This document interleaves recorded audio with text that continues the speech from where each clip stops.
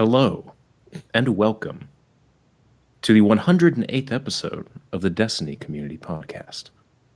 That there was a pause for dramatic effect, and this one is too. What is even happening right now? Did you get the correct number on the podcast? Yeah.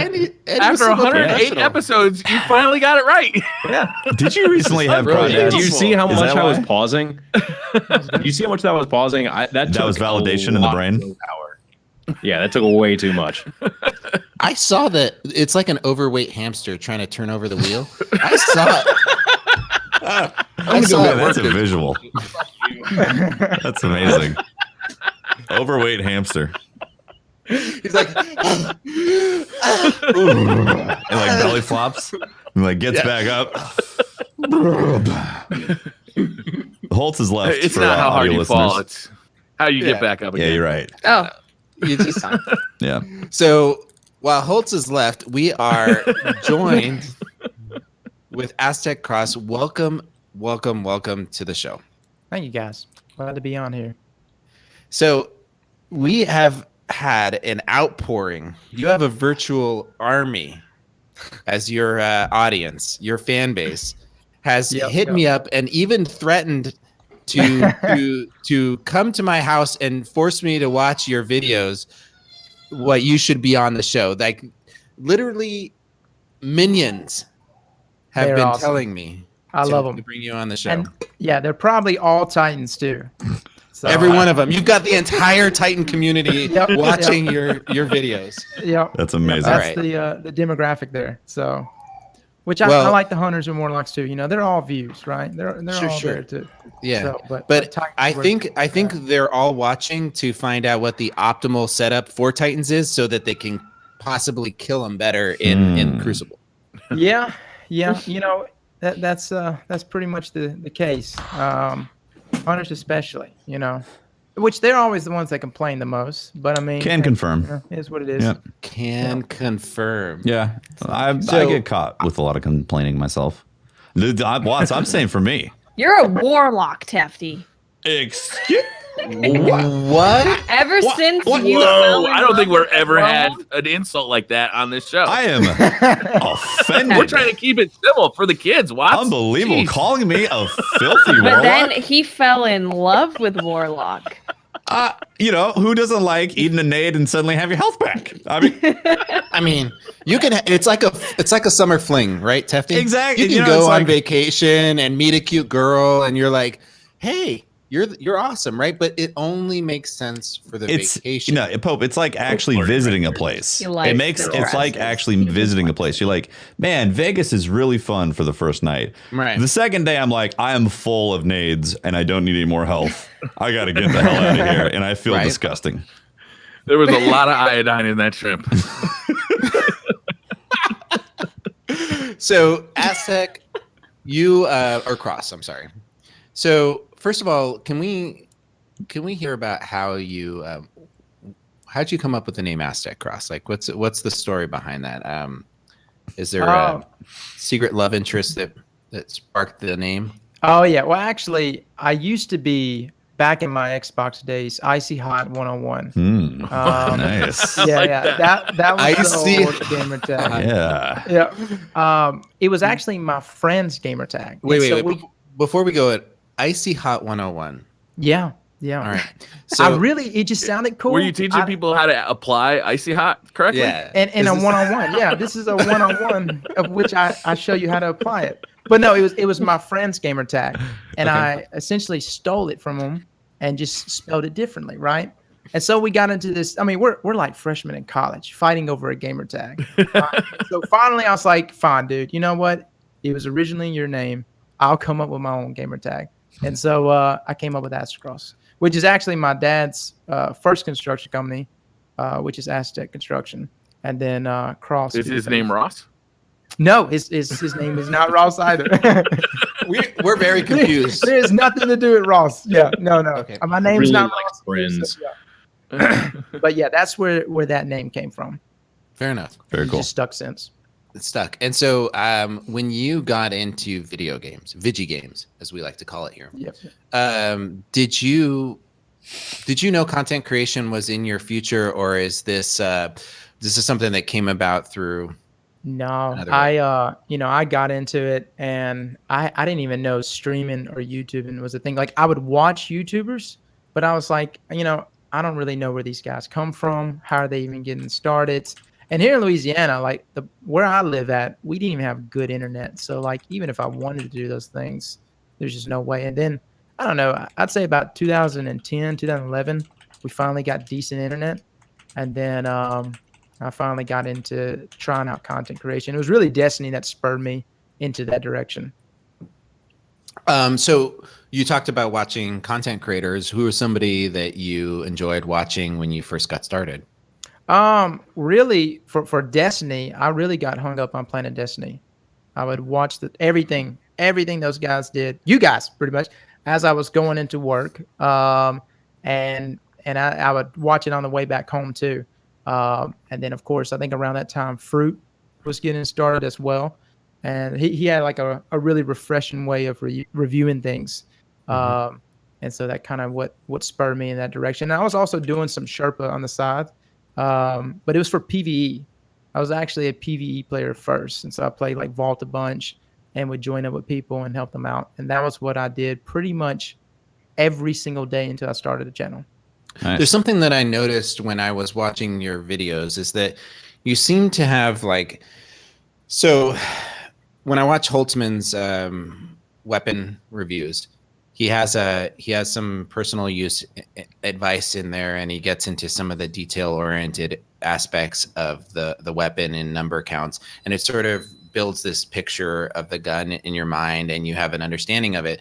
It feels like you have that same ability, but obviously in your own style. Yeah, I pulled a lot of that from Holtz. Also pulled. I dropped my intro. I used to have an intro for my videos, and then I dropped it because I loved Imtash's way of just diving into his videos. Like he wouldn't even have a 5 or 6 second intro, and so he would just jump right into it. And so yeah, that's kind of how I do it. I've pulled a little bit from everyone, and I definitely keep up with everything that everyone does. Nice. Because they are very valuable in this community. So your reviews, your build, I don't know if they're reviews, but your build suggestions are some of my favorite of your videos. It seems to me like your OP builds. It seems to me like you're having an entirely too much fun trying to break the game. So that's the goal. Is that something that you do when you play anyway, or is it an area of content that you felt like there was a need for? Well, that was it started really in Destiny 1. Like we were always trying to figure out way, remember back in the day, Icebreaker and Weapons of Light. And moving forward, I was hoping that would carry over to find more broken things in D2 when it first launched. Unfortunately, there wasn't really anything broken. It was just more of Antiope and Uriel Skiff last year, right? And then Forsaken rolled around, and I was blown away by all the. I mean, it's not really broken. Like nothing's really too broken yet, but it's just fun builds that you can manipulate to get your supers almost constantly, to get those one-hit kills, and it's just a lot of fun finding those builds. It seems like they're really great instructional videos. If you guys are watching or listening right now, you definitely check out his content regarding, how to build those really fun classes. You go into great detail, but I don't feel like you need to nerd out completely to understand what you're talking about. It's really builds the concept around you. You explain it very clearly, very entertaining. You bring a lot of your personality into your videos and your content. Are you a jokester in real life, or is that kind of, sort of? The way I do my videos, I treat it like if I was to call a buddy up and be like, "Hey, man, I got to tell you what I just found," and that's how I go into every single video. And for the longest time, I open up my videos with, "Boys, look what I got here." You know what I mean? and then I had a lot of ladies tell me, "Look, it's not just boys that are watching your YouTube videos." So acknowledging the ladies now. And there's actually more of them than what I thought, especially in the Destiny community. But yeah, the analytics on YouTube, it shows you like everything, right? And it was like 1% female. And I joked around with them. I was like, I thought that was just my mom and my wife, and that was it. I didn't think that 1% was really anything. So, but yeah. But 1% of, you know, a couple hundred. You're sitting pretty nice on your YouTube channel. That's a really good channel you have built there. It's grown a lot this past summer. You know, I think everyone was kind of on the sidelines looking at Destiny and was just waiting to see what was going to happen. Warmind was a glimpse of that. And then Forsaken came out, and I've seen so many of my own friends get back into Destiny because of the improvements. And so your goals for your channel, for your content, where do you see yourself a year from now? I have no idea. I was talking to one of your YouTube partner managers today, and he was asking me the same thing. And I was like, look, man, I'm so scatterbrained. Every day is just another day, and I have no idea what I'm going to make, you know. But as far as what I'm doing, I would love to keep doing Destiny stuff. But I like to dabble in some other things too, for sure. But Destiny is what I keep falling back to. I mean, even in the worst of times, I still kept falling back to it because, I mean, there's never been, I played a lot of great games, but there's never been a game that made me get up and start something, you know, like a YouTube channel or a Twitch channel. Destiny's been the only thing that's kind of pushed me into that. Now, granted, I've ragged on it a lot, you know, in the past, and I've ranted a lot, and probably for good reason, but there's definitely a love there. So what other content would somebody tuning into your channel might find besides Destiny? I've been focusing mainly on like multiplayer games. I'm looking into Anthem for sure, even though it's not going to have multiplayer, which is a big bummer. Red Dead, which is coming out tonight. Looking into that. I never played the first one. Don't know if you guys have played it. Oh yeah. My wife played it, and she's super excited about it. And then Fallout 76. I missed the beta this past weekend. I think that was this past weekend. I hate that I missed it. I heard a lot of good things about it. So yeah, that's pretty much everything. Every hot game, and I even dabble in campaign stuff too. You know, Last of Us 2 is coming around the corner. Super excited about that one. This year and next year are going to be very exciting time for gamers, right? It's like it's right now, time to be alive. looking at Red Dead Redemption, you know, like there's a bunch of small. I was thinking Battlefield 5 and thinking smaller game, but I mean, compared to Red Dead, right? It's like that's right around the corner. Early next year, we get I can't remember Anthem and February. Yeah, so much coming. February is Division 2. Yeah, February is packed. Crazy. Resident Evil 2 remake in January. There's Darksiders 3 in November. I'm gonna play that. Darksiders 3 is coming out in November. Yep. Oh my god. Yeah. Well, we've got I'm excited to have you on the podcast because I really like your take on Destiny and your the way that you get right to the point on things. I like your take on the builds and especially your propensity to play Titans. So really excited for you to be on the show. We're gonna jump into there'll be more conversation later where we get to pull apart some of your experiences, but I'd like to jump right into the news. What? Do we need is this a TWAB? Like did it. Like a transition noise. That's your marker. That's Patrick. Okay. What is this a TWAB or a TWAB? What? I'm gonna say that it was a TWAB because we got a little bit of a sneaky peek of some patch notes. Sneaky peek. Good patch notes too, right? Yeah. I was happy to read them. Yeah. Take it away, Mr. Rabbit. All right. There is also like a little contest that's happening, I think, from now until October 31st. Dress up in funny masks, armor, and shaders. Create an in-game costume. Send them into @Bungie, and you can get a unique emblem that we reserved, or they reserved.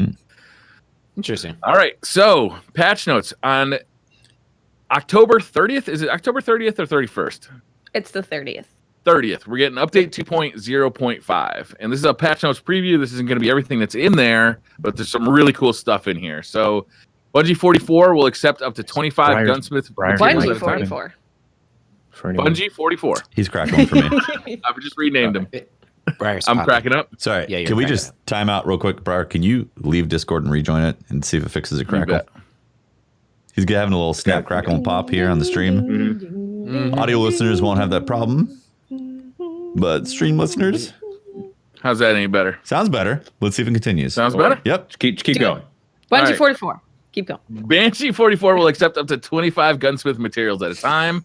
Frickin' thank you. Thank God. removing the hold time for Spider's material exchange interactions. Hell yeah.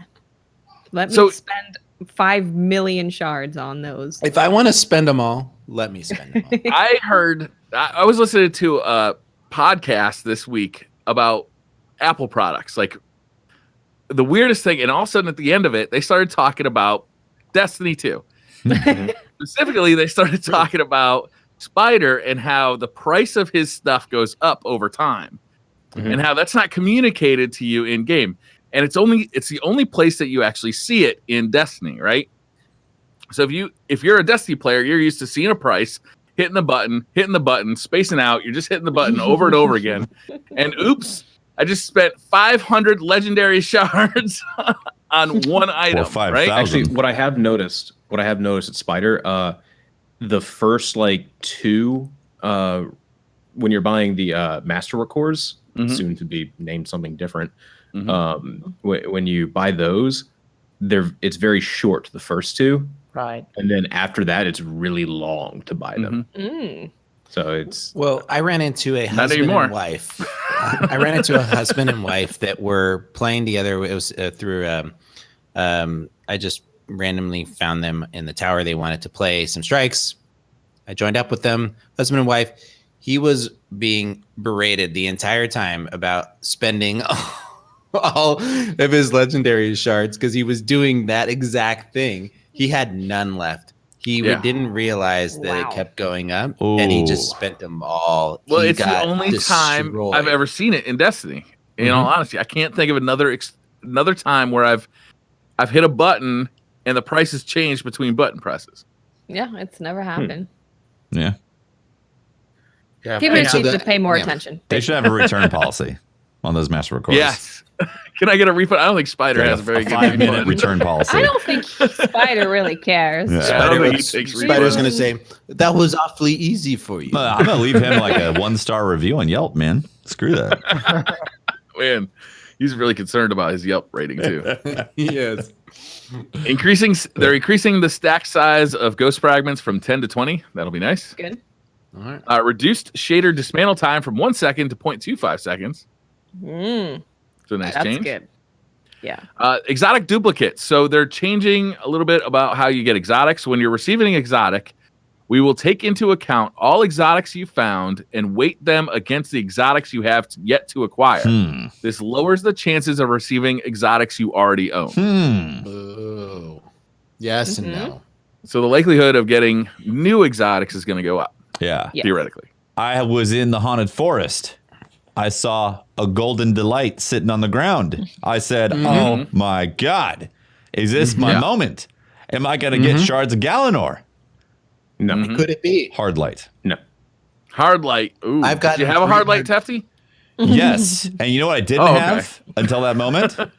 Nausea, upset stomach, near vomiting. You can get Pepto-Bismol to solve that. Did Almost you had to have take some. uncontrollable rage? No rage, just a loss Okay. of will to live. Yeah. Interesting. Acceptance That's of funny. your Yeah. untimely death. I think gotta they should track start adding that to the box of Destiny. What do you think? May cause nausea, vomiting. Yeah. So they do say exotics that you do not yet own will be individually weighted much higher than duplicate exotics. When receiving duplicate exotics, you'll be more likely to earn armor pieces as they have randomly rolled perks, and exotic quests weapons are being removed from the exotic engram loot pool. You can finally pick up your chaperone, Tefty. Thank God. That thing has been sitting. Amanda's like, do you want this gun? I'm like, not now. Nah. No. This isn't the right time. I think it would be a kind of a cool thing if they move forward, like in the future after DLCs and expansions doing basically this pattern is that at first exotics are really rare, and then as you progress through the expansion and the next one gets closer, they start dropping more frequently. So like in the first few weeks, the brand new exotics, like you might get one, you might get two, but you probably won't have the same ones as your friends. So you're talking about them and it's really exciting. And then halfway through the expansion, they kind of increase the drop rate. And then right before the next expansion, they really increase it. So you get most of them. I think that'd be kind of cool. The only problem with that, Briar, is that's not how it is right now. Yeah, I've gotten only 2. I've gotten a Lord of Wolves and If Oathkeeper. it was like that, like in the first 2 weeks, you would get 1, maybe 2. Yeah. Then maybe. But it's not like that. No, I agree. All right. If we got to that point, yeah. But the problem I have with this is that under the current drop rate, this system... The drop rate 100% increased, Pope. Is it? Like, absolutely. I don't know if they planned to do it or if it was an accident or some kind of bug got in the system because they changed, I don't know, whatever the out of the so haunted how many forest. have you gotten? So the day that the Haunted Forest came out, I went to the Haunted Forest. I got 2 exotic drops in there. And then I got 1 exotic drop in the Lost Sector. And then I was playing with no, but but I'm not talking about like, oh, I got new exotic drops. Exotics were dropping. So with this change, making the duplicates less likely to happen, we're more likely to get the All right. I'm actually agreeing with you because I feel that too. I've had 2 of them drop so far in the Haunted Forest and a couple others in other places. I can't remember specifically where, but like it does feel like they ninja'd the drop rate up a bit. I've gotten Hard Light twice. There you go. Which is really nice. Evidence Which right one there. do you like better, the first one or the second one? Yeah. You know? Oh, you can keep one for each element. So instead of having to swap it in the reload, you can just change out the actual weapon. I've had this is my I've been keeping track. I've gotten 10 repeat D1 or D year 1 D2 exotics and 2 Forsaken total. And no weapons, by the way. None. No weapons? None of them are wooden weapons. I have a big fat 0 of the randomly dropped exotic weapons. But I've completed every single quest one. Basically, every one that you have a path to get, I've gotten. Right. So, Thousand Malfeasance, Wish Enders, Lord of Wolves, all those that have some RNG tied to them in some way. It's like I've gotten all of them because there's a path to go out, and I can just fucking brute force it with the amount of time that you play. You consider Lord of Wolves that one as well? Yeah, I mean, you just do spider bounties. All right. In that case, I've had 1 drop then, a Forsaken. Okay. Yeah. That's where I got mine too. Yeah. Yeah, they're doing some exotic tuning on weapons that you don't have yet. Wait, we missed enhancement course. Oh, I'm sorry. Enhancement cores will be. Masterwork cores will be renamed enhancement cores. More sources will award enhancement cores. They will be added to the scrapper bounties and 6 of the spiders' weekly bounties. Enhancement cores will be more visible in the loot feed. That'll definitely get me to go do the scrapper bounties because right now the scrapper bounties are just something that I kind of scrap most of the time. Why are they renaming them? That's just confusing. Yeah. Well, Because they don't want, because it's used for upgrading stuff, not just masterworking. So they didn't feel like that represented what they did. Cool. Yeah. Are they going to ever use the term masterwork for anything else? a weapon can be masterworked, not enhancement or worked. So it won't just be called enhanced. I hope it's just not lipstick on a pig. Like I hope I hope it does have a substantial. There's a. I don't know change. why you got to kink shame me like right here. Yeah, live. That's really awkward. What's wrong with lipstick on a pig, man? Huh? Right. You know what? You're right. I'm sorry. I apologize. I need to be more inclusive. Sometimes your bacon wants to express itself. All right. Don't be shaming your bacon. Jesus. Man already shamed me for liking crawfish on the pre-show. First of all, we weren't shaming you on liking. It was the amount. 15 pounds? Come on, man. And your and the effect of it being slightly erotic for you. These are two. That's just food in general. We had to have Cross confirm the fact that 15 pounds is excessive. 10 pounds for feeds an sure. entire family. Yeah. You know. Yeah, Cross was saying he feeds his entire family and his friends and his neighbors with the amount he eats. Right. He throws a block party with the. That's not called a lightweight. I've told this story before, but when I was really young, my family, we went to this place. It was I think it was like Florida Seafood Company, and it's in Tennessee. So Heads up. I hope. Suspicious. And the math checks out. They had a crawfish, all you can eat crawfish for like $10 a person. Wait, it was one crawfish, and you all you can eat crawfish. For it was $1 per person. I feel like this is a similar situation to Patrick going to just get the bacon at the salad. No, this is completely different. No, so my family, we went in there, and I've been eating crawfish since I was in the womb, and my parents have been eating crawfish since they were in the womb, so on and so forth. As you know, the crawfish eating begets crawfish eating. We really enjoy it, so we went there and we sat down, and we were like, yes, we will each be doing the all-you-can-eat crawfish. They bring us out one serving, we eat it, and we're like, more please. They bring us out another and another and another, and eventually the manager comes out and says, you have to stop. We are out. You have eaten all of the crawfish.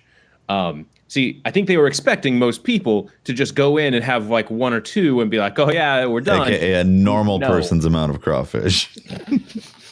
A lightweight person who has never eaten crawfish, who is doing it for the thrill, for the thrill of the crawfish. Oh, look how fun this is! You crack their bodies in half. Oh, it's great. No, we are there to fuck some shit up, namely crawfish. Isn't that what you're sucking out of them? Yeah. It's like fat and some other stuff. No, the poopy remove it. The poop line, is on the tail. Like when you crack that out and pull out the tail meat.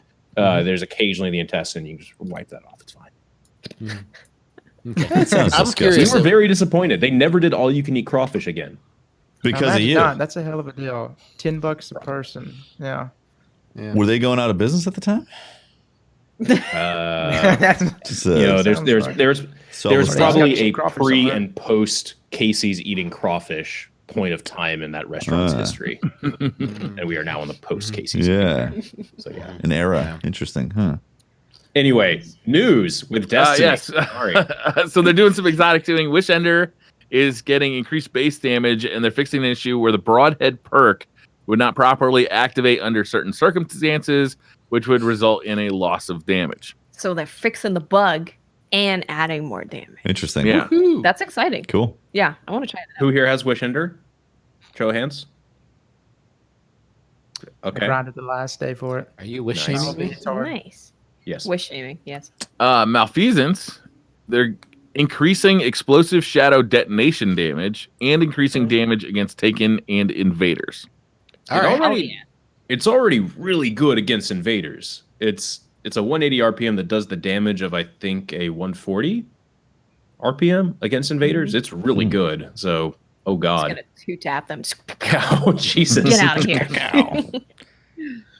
Wow. Trace rifles are getting some changes too, though. Oh man! By the way, prepare for the Crucible to be super fun when this change happens. Which one? They'll spawn with 50 ammo in the Crucible. They'll benefit from the following armor perks: auto rifle loader, unflinching auto rifle aim, auto rifle targeting, precision weapon targeting, auto rifle dexterity. Wow. No scavenger. No scavenger. That's Doesn't look like scavenger. Which the ammo economy is really funky too with trace rifles. Yeah. It's like when you go over an ammo brick, like sometimes I just pick up 4 or 6 or some random number. I hope they fix that, because that's clearly you're not going to do much with a trace rifle with 4. No, shot with 4 shots. Yep.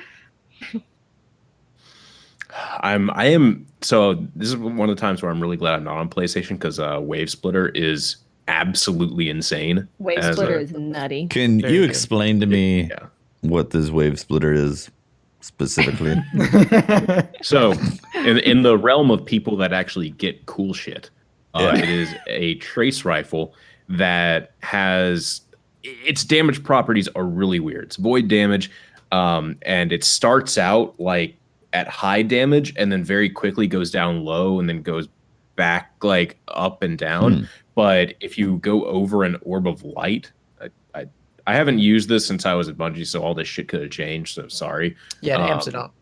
Okay. So if you go over an orb of light, it still amps it up. Mm-hmm. Yeah, Okay, it still does that. I can't remember the exact perk. I played on someone else's account, but yeah, it significantly bumps that damage up. But even by itself, it's still really good. I would argue and say it's the best trace rifle in the game, even without the perk being activated. Where does it stack for up? for PvP though, right? For PvP. Right. Yeah, for PvP. Okay. So you would say it's a PvP trace rifle essentially? Mhm. Yeah, I've seen people use it in Gambit, but I don't think it's as good as other weapons. And maybe if you wanted to use other trace rifles, Prometheus Lens is really good in PvE still. Yeah, interesting. And it's a PS4 exclusive, right? Yeah. Yes. All right. So we don't have to worry about that one for a while, I guess. They're also going to do double Infamy and triple Infamy, basically like a double XP and triple XP weekends, starting October 30th and go until November 2nd. You'll get double Infamy.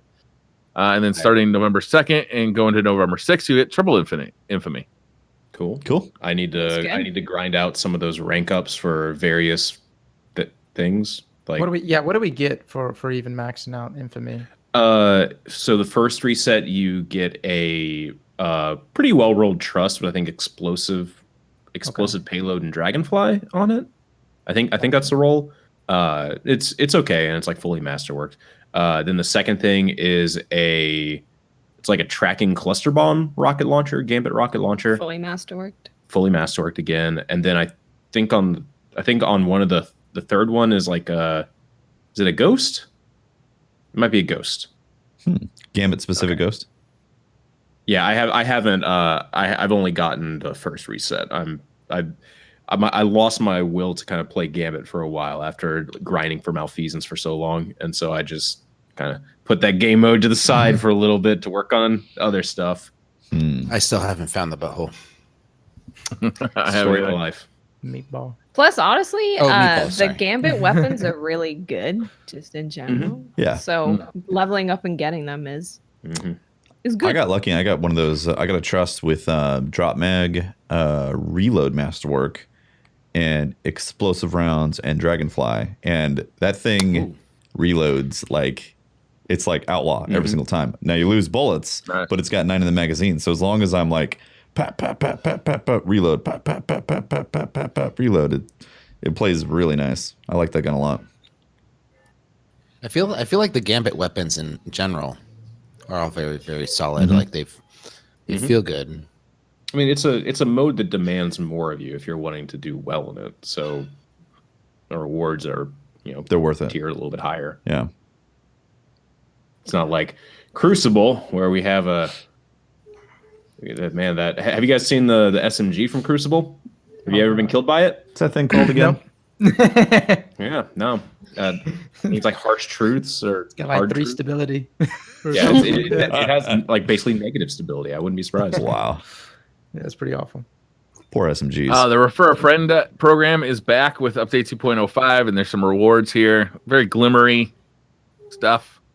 I mean, the Borealis ornament's pretty cool. Oh, Real pretty. That is pretty pretty. oh, that's Very pretty. It is pretty. Yeah, I kind of What want is that. it doing? It's like a multicolored snake skin. Yeah. Yeah, that Wow. changes and moves. It's like RGB on like tinfoil or something. Oh, that's good. Yeah, That's a good way Looks to describe like a razor shader. A razor shader, Yeah. I think is a good one. That There's is an emblem. good. There's a sparrow with the same effect. I think the sparrow is actually pretty cool too. Yeah, I love it. the Sparrow is cool. Yeah. Sponsored by Razor. Yeah, it's cool, man. What do you got to do to refer a friend? I don't know. We'll have to wait till somebody posts his YouTube video about how to smurf an account. Yeah. It's like they have to not We have can all get it. Forsaken, right? Yeah, so the veteran player requirements. A new player requirement is anyone who does not own Destiny Forsaken or has owned it for less than 7 days. Once a player has owned it for longer than 7 days, they are no longer eligible to be referred for the Refer a Friend promotion. So, And then there's a quest that you have to do together. of course. Interesting. So you gotta learn how to use a controller with your feet while you do one, and your feet do the other player. This could be the first time on LFGs where people are asking for someone with no experience. Right. Must have nothing. Am I gonna have to like dual box? Like, I kind of want to try that. I used to do that in WoW. You know, play 2 accounts at the same time. Destiny. Do like 2 monitors, one on the left, one on the right. Well, I have an ultra wide, so I just keep it all on one. Like split screen. Nice. Yeah, there we go. I like it. That's very cool. I really want to actually try that. I guess that's it, right? Yeah. That's For the basically TWAB? it, yeah. Nothing about Oathkeeper. There was stuff about a meetup at TwitchCon. DMG and Cosmo are going to be there. They're not doing anything there, but they want to go and meet Destiny creators. Right. Yeah. I think they're going to be giving out free beers and hot dogs. That's what I heard. Damn. Maybe. Yeah, definitely sure. go to the meet and greet at TwitchCon. Say that you heard they were giving out free beer and hot dogs. That's right. Cash in that token for your free beer and hot dog. Anybody going to? Anybody going to TwitchCon? No. Yeah. I'm not able to make it down there. Red Dead. Yeah, Red Dead's coming out. Red That Dead. pretty much sealed it for me. See, the great thing about TwitchCon is everyone goes to TwitchCon, and that means I can capitalize on everyone going to TwitchCon. It's true. But nobody in this room is going to TwitchCon. Well, that's the point. Is that we'll capitalize. We will capitalize. Yeah. Nobody else thought about At the that. first TwitchCon, they announced like Amazon, the Twitch Prime thing. I was streaming, and it was like, oh, this is fantastic. I think that's the last time a lot of people went to TwitchCon. Yeah. Like, well, they learned real hard. There's a lot of people going, though. Oh, yeah. Last time they're going to announce something like that. Yeah. During TwitchCon. Yeah, for sure. Hey, all those content creators in the audience. If you were streaming right now. If you were, you would benefit from this a lot. Crazy. The only other stuff in the TWAB is just letting you know how the update's going to go on the 30th. 8 a.m. is when the maintenance begins, but no downtime is expected. And then at 9:45, if you haven't installed the update yet, you will get kicked. You got installed. So pretty standard stuff. Before we talk about anything else, can I ask you guys like serious question? How do you guys feel about Festival of Lost? Like in general, like now that we're seeing it fleshed out a little bit. I enjoyed it for about 3 days and then pretty much forgot about it. I have not seen the murder mystery. I cannot comment. Yeah, what's up with the murder mystery? Point. It starts on the 30th. Yeah, so it's coming in the patch. Yeah. Underlord. Right. Yeah. That what we're thinking? Thunderlord, right? I heard a thunder. Do you think Thunderlord's going to be easy to get? Or if it's going to be like... You got to solve the murder mystery, Tefty. Become legend in comp for your Thunderlord. While like, wearing a mask. Yeah, while wearing a mask. While wearing a mask, that's right. Oh, man, that would be the test. You have to dismantle one not forgotten and add the core of it to your Thunderlord. I'd be disappointed about that. Yeah, I Ready to blow up. I've had a lot of fun playing with my son, and I can tell you that the Lost Forest, that whole remake of it, the spooky remake of it, has been fun. It really has been. Yeah, I like that it's match made, and as a solo player, I'm often find myself, looking for activities, and that's something that has been fun. It really we talked about it a little bit last week, Pope, and one of the things that we were saying is that it's like a good start for like a horde mode, but I'd like to see it expanded on. Like this is kind of something we've been asking for a while, and it's a good start, and it's great that it's a lost, it's a seasonal event kind of thing, but I'd like to see them add something like this in a DLC that's more fleshed out and you can really sink some time into. Right. I like it. I think aesthetically it's very cool. The having that night chase you around is a lot of fun. The ending kind of has a twist, which is cool. And being able to kind of throw yourself and try and get at it and try and get to further and deeper rounds is fun. But there's not really a reward for doing so, and I'd like to see that addressed. Yeah. Yeah, I think what would have made the Haunted Forest better for me. Like I enjoy just going in there and shooting things. Like that's always fun to do. And there's a time and place where I want to go and do that. But having something locked behind either getting to a certain level in there or enabling us to do some kind of mechanic to kill the knight, and that gives us a reward. Just to have it, like you said, Brian, it's just more fleshed out. It's kind of just, here's a spooky forest, go in there, kill things for 15 minutes kind of thing. But having something like this more fleshed out could work really well. And I think this is kind of a different tangent, but it shouldn't be too bad. This is kind of a show of, I would love to see Bungie use stuff that they've done better, like reuse that space for something fun and interesting. Because the Infinite Forest is a prime example of something that they made that's actually pretty cool, but they just didn't utilize it at all. And I think the same thing could be said with like the Barrens. You could make, harder encounters of the Barrens and then them have specific loot that you get from them. All of that is stuff that they have to add some new stuff to, but they get to reuse like that whole encounter. Easily leverage. Or a boss rush mode with the Barrens. That'd be cool. That'd be amazing. That'd be really cool. Cross, how do you feel about the Festival of Lost? I liked it. What's the furthest someone's gone? Has Glad gone the furthest? I think so, like 16 or 17. It's like 16 or 17. Yeah, 16 I think I only made it to like 8 or 9.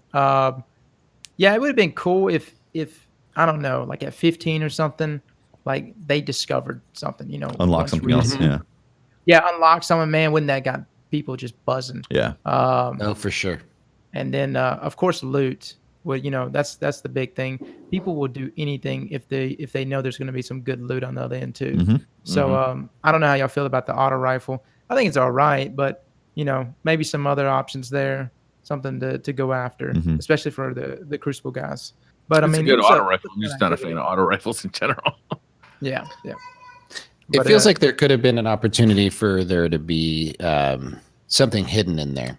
Yeah, it seemed that way. Just the way, it was dark, the design and everything. It felt like you were going to stumble on something if you just kept getting a little further. Like a shrine. And further in the waves. Yeah. Like, what if you stumbled on a shrine that had like 3 knights looking at it and you're like, 3 knights? What? What is this shrine? Oh my God. Boom. Destiny 3. Boom. It teleports you. Early access. I think feels like it has that ability though. Oh, for sure. I think in terms of an actual holiday event, I think it's perfect. It hits the mark for a holiday event that's going to go away in like 3 weeks. Like it works, checks off all the boxes. It's fun to collect the masks and level them up and collect the horror story and all that stuff. But it really, really, really highlights the fact that Destiny really, really, really needs a horde mode that can expand and grow, just like Watts was talking about. Use all these assets to put them into a tile set type of randomly generated system that can grow and have rewards associated with them. Because I like playing strikes, but the strikes are the strikes. And at a certain point, you've got everything from the strikes. And if you could have things like that are fresh every time, maybe not like 100% fresh because you've seen all the tile sets before, but they throw them together in ways that you can be unexpected and have rewards and tiers of stuff that you want to collect and possibly craft or forge or whatever. Like that is just PvE gold for people to grind. Well, Tefty, what do you think of them taking activities like that and pressing on that curated role concept? And you could have a week where this week's curated role for this activity is changing, right? They can adjust it. You can get that level 10 masterwork, but start looking at it for activity based. So they talk about these weekly, focus points and then planets and different activities that happen on these planets each week. We talked about the armor being specific from those areas. What if we had curated armor roles that came from these activities that we would do in different planets? I think it comes down to what Cross said. It's like, if there's loot to grind after, people will do it. And one of the reasons why Leviathan kind of came and went in terms of a raid is because once you got the stuff, you were done. There was no rolls with the weapons. Yeah, sure. Everybody got it in 2 weeks pretty much. Yeah, like you got it and then you were done. There wasn't a reason to regrind it. And that's what Forsaken has done, has been like, let's bring back a lot of reasons to grind things. And I think this mode highlights the fact that Destiny really needs a mode like that has lots of things to grind for and can have a lot of variables that change within each reset, different tile sets, all that stuff. And Destiny's done stuff like that pretty successfully, but not just not gone all the way. Like EP was probably the best thing we've seen of that, where it was waves and there was really good loot tied to that and armor. Yep. So if they just took what they've learned from doing like Archon's Forge and EP and the Haunted Forest and just kind of put it all together to make something with really cool loot, then I think we'd be pretty happy. I'd be pretty happy. Which, side tangent, after now that it's been like almost 2 months, I'm kind of disappointed with the Blinding Well. Like, we had Escalation Protocol. I would agree. Escalation Protocol was awesome. It had, every time you played it, it's like, man, you go to these different locations, different spawn points. There's weapons. There's a whole set of armor. The Blind Well is like, it's very bland in comparison. There's no specific loot for Blind Well. Like, I know it's Dreaming City stuff.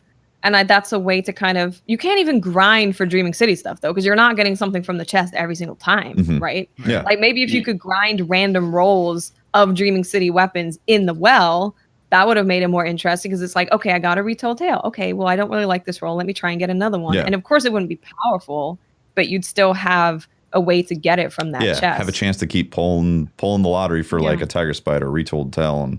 And it needed something specific to it as well. Yeah, it's like, even if it's just one weapon that's specific to Blind Well or whatever, it doesn't need to be a whole bunch of stuff. Yeah, but I think just the loot is kind of lacking with the well. I think the loot gameplay, I think, is a little lacking too. It's very repetitive, and it's, it changed a little bit in the first couple of weeks, but then after that, it's been, well, this is just literally the most mind-numbing thing right now in Destiny. It was, I don't know, it was pretty mind-numbing the first couple times that I was doing it, because you weren't high enough to really do tier 3 well enough. So you had to do a lot of tier 2s to kind of complete that weekly, and oh man, that got pretty tiring pretty quickly. Yeah, you had to do a lot of it right off the bat. Yeah, I mean, and then so you kind of get sick of it because it doesn't really change. Escalation Protocol, when you did it, there were 7 different segments to it, whereas this feels like you just do the same thing over and over again. The waves don't change enough, I guess. Like, between you doing it, it's just the same kind of enemy, like, over and over again, instead of, okay, we're on the second part, it's getting harder, we've got these dudes now. Like, throw the knights in there, like the Nightmare Knights in one of the waves. There's like, that'd be exciting. There's some mechanics to Escalation Protocol. Like, not a lot, but there's some mechanics, and it's in a big enough space that changes that you don't feel like you're always in the same spot, huddling this egg from the Dreaming City. And in like the fog, you're constantly fogged out, I mean, there are mechanics to the what, tier 3 and boss, tier 4 bosses. Yeah. Which kind of goes along the same lines of Escalation Protocol, where you don't really get mechanics until the very end. Yeah, that's true. I mean, it's not bad. It was fun to like. I want loot. Yeah, I want specific loot for the Blind Well. I think basically the thing with Destiny is you can create the most amazing PvE experience, but the vast majority of people are going to get the loot and they're going to not want to do it anymore. You have to have loot and interesting reasons to keep coming back to do that activity. And if it's not there, people just won't do it. And the varying kind of loot, right? What's the big thing about Forsaken was bringing in random rolls and hunting and searching for that god roll and being able to lord it over your friends when you get it to drop, right? That's the excitement of it. I feel like for me, the Blind Well has been achievable and something that I really enjoy doing with my wife and son, who aren't that skilled at PvP, and we can go in there and have fun. And we had a lot of fun with Archon's Forge and a lot of fun with those kind of limited horde modes. So I can see it needing to have some scalability, with the tier 3 and 4 being more challenging and offering more variance. But I definitely see 1 and 2, maybe even 3, keeping similar format, but changing it up a little bit. It definitely, for a lower skill player, it does present. It gives you an opportunity to learn your supers and to work as a team, and it's challenging for lower skill players. That's totally. And I'm not saying that I didn't enjoy it the first couple of weeks, because I actually did. I thought it was fun. I also had this notion that there might have been a 5th or 6th or 7th tier as well that could open up other stuff. Yeah. But in retrospect, thinking about Escalation Protocol and what they did, they kind of did the classic Destiny development thing where they had this cool concept and then just stopped right there. Didn't like let it expand into something else, because I don't necessarily think it needs to be harder. I just think it needs to be less monotonous. Yeah, there just needs to be more variety. Yeah.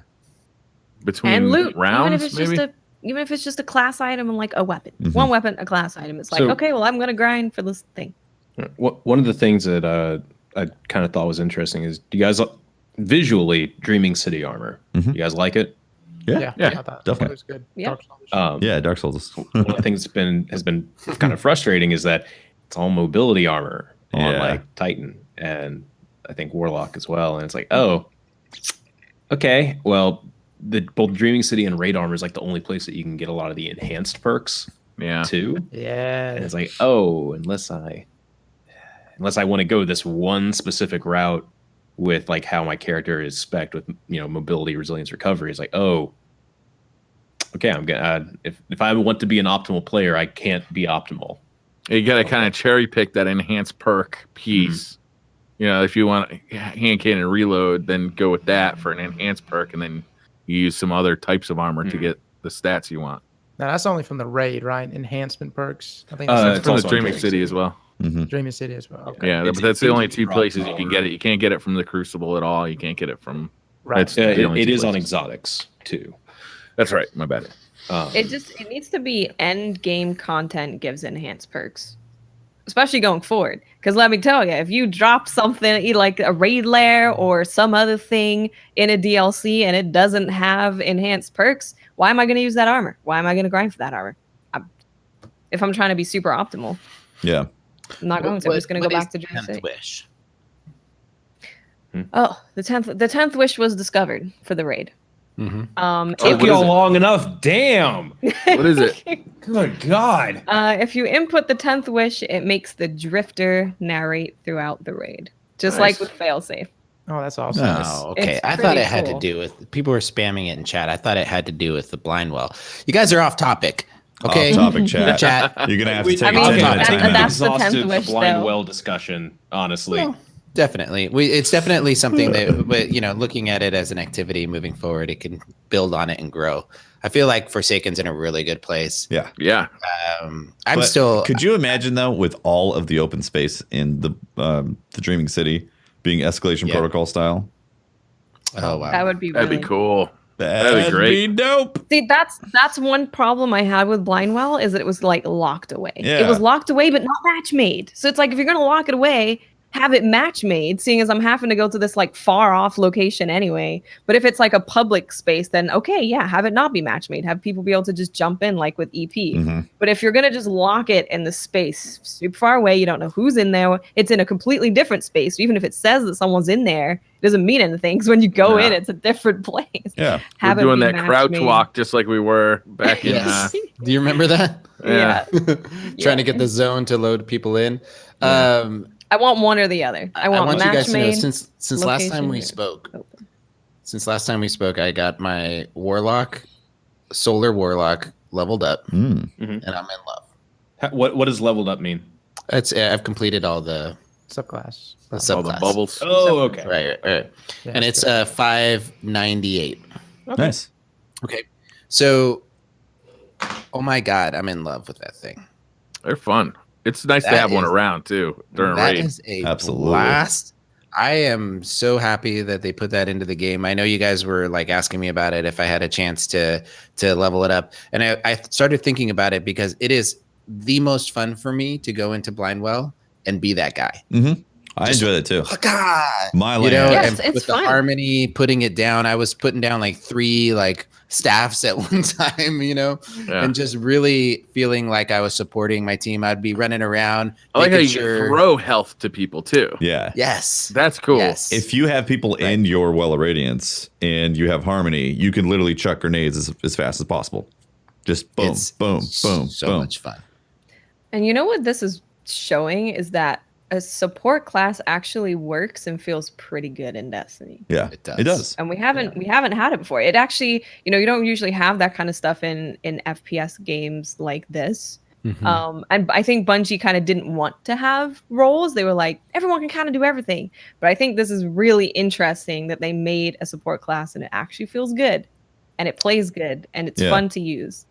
I literally you guys read any of the this is rumor leak kind of thing that's been kind of making the rounds for the last few days. Whoa.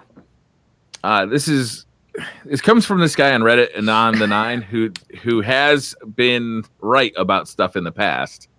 Yeah. But he's kind of saying that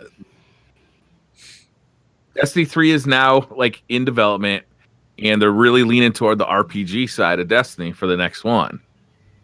And that's very interesting. That kind of goes to what we're seeing with the Forsaken subclass that Pope really likes. Is if they move in that direction for Destiny 3, I think that could give a lot more customizability for your character. It could give a player the feeling that like I'm building this character the way I want to play, as opposed to just selecting like a pre-made subclass, right?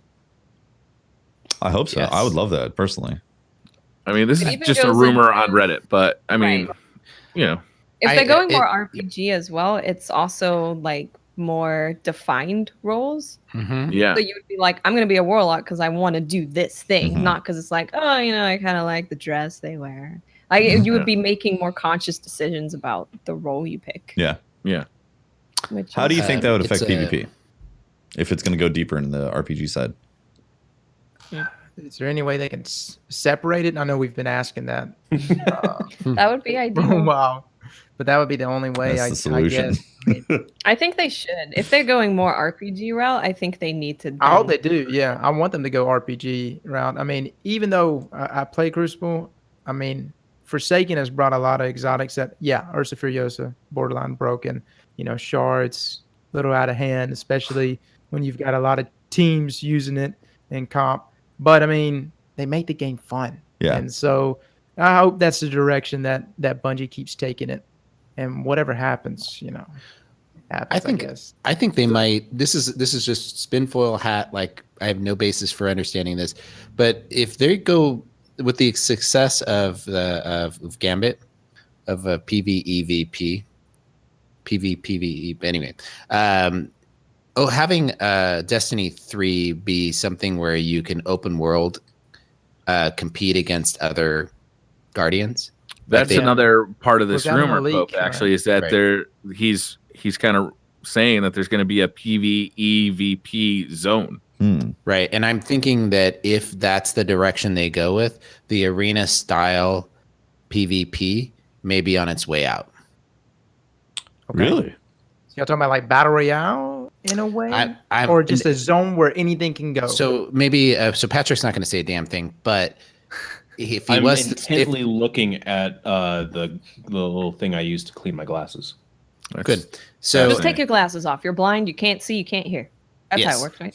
So what I'm looking at is like this would be an appropriate time for him to talk about WoW and what they do with their open worlds where you can fight against different classes and different things like that. They talk about in that quote unquote leak, whatever, something that we've actually brought up in the past where you have, and Watts gets like salivates every time we start talking about this, but the darkness classes, right? So the evil side of this and all those. Yes. And yes. So imagine that we would be able to fight against other Guardians that have chosen the path of darkness in these open zones there, and that's where the PvP comes from. And you can go into arenas where you're going to be battling against other classes. I would love it.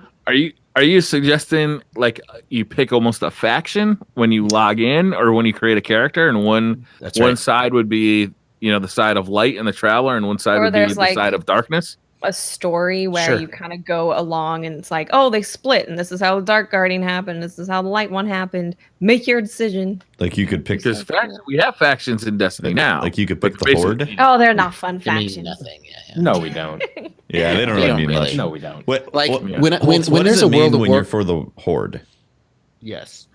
Loktar, oh god. Yeah. What does that mean for somebody who doesn't play World of Warcraft? Okay, look. It means I tell me like I'm a I will fifth kill grader. every alliance player that I ever run across, and yes, if I see red, it's dead. Okay. So would you say there's strong feelings one way or another within World of Warcraft if you're an alliance or horde? Yes. Okay. Extremely. Do we find that same satisfaction of loyalty in Destiny, other than maybe some off-color jokes about warlock dresses or hunters? I mean, honestly, the largest faction, if we're talking about like, players, talking about their differences and whatnot of, oh, I chose this and you chose that, I don't like you. It's not from factions. It's from classes. Right. In Destiny, you always see us bickering about warlocks and titans, and titans are over here flexing in the mirror. Warlocks and hunters are just fucking fighting off in the corner. That's the biggest type of faction war that we've ever had. So if we take that and embrace that, right? If we embrace that concept, if Destiny goes that direction and embraces it, like they've been doing with Forsaken, take something that's key to the game and embrace it 1,000%. Like, let's say class warfare becomes it, right? What if they double down on that and classes become, everybody knows warlocks are going to be evil, right? Everybody does. No, what if they did? What if they did it like this, where you have the current 3 right now that's for the light, and then they had like 3 new ones that were darkness, and you had like 6 slots to have each one. Go dark. That would be amazing, honestly. Like, would anyone be on the light side? No one would. At the start, no. Not even close. So we will have no one to fight against, and the PvP community will be barren because there's like one dude who's on the light side. Oh, just like do them every day. It's like World of Warcraft, where everyone's Aeon, on the horde same now. Thing. No one wants to be on Alliance.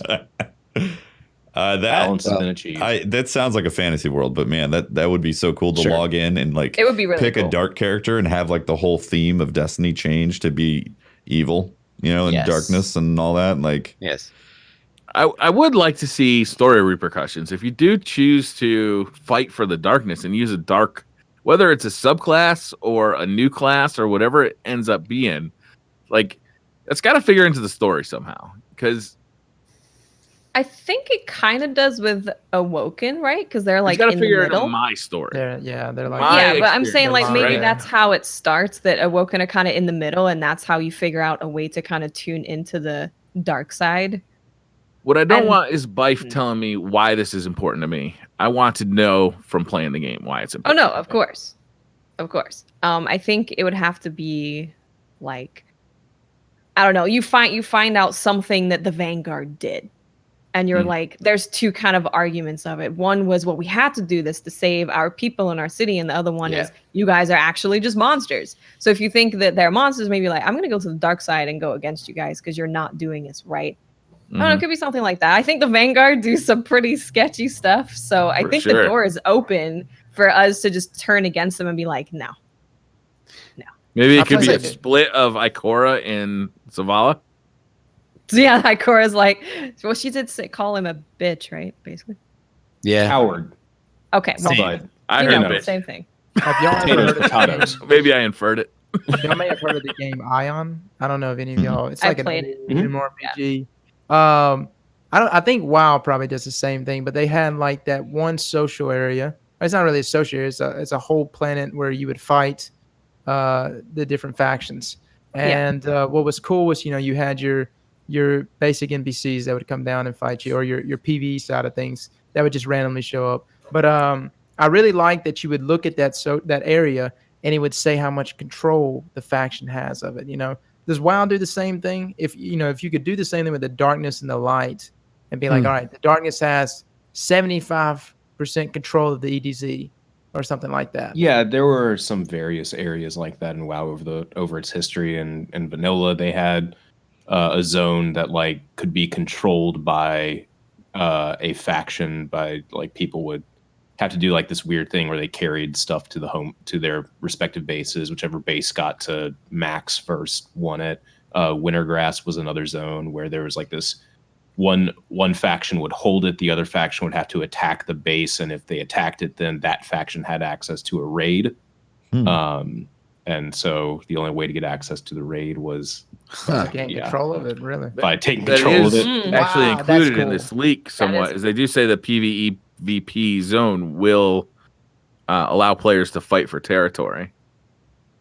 That's cool. It's cool. Yeah. Man, that's awesome. I mean, I would love the idea of that, like Watts was talking about, like it meaning something if you decide to do one thing or another. I'd love to be able to have the darkness or the Doritos ships that are arriving in the galaxy have an influence over some elemental piece of the midichlorians in us. I'm just kidding. Some aspect. Can we block Pope? I can't believe you used that word in front of me.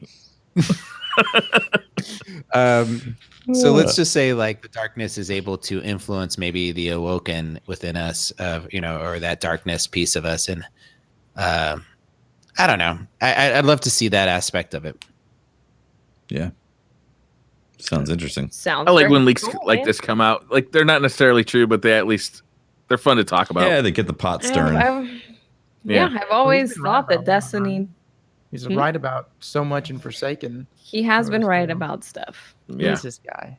The thing though, for me, It's Cosmo. like Destiny 3 seems like it's I would be very surprised if we saw Destiny 3 next year. Very surprised. Oh, I mean, no. if they've No. literally just started 2020. saying that they're starting to make Destiny 3, we're not even going to see it in 2020. It's going to be Destiny 1 was being created for like 7 years. Yeah. If they're changing a lot and everything, it's going to be a long time. It's going to Yeah, be way longer than that. The rumor also says expect another year 3 of Destiny 2 that looks similar to year 2 with a September big DLC and then an annual pass for the rest of the year. Oh, okay. Cool. Which I would have expected, frankly, before this like too.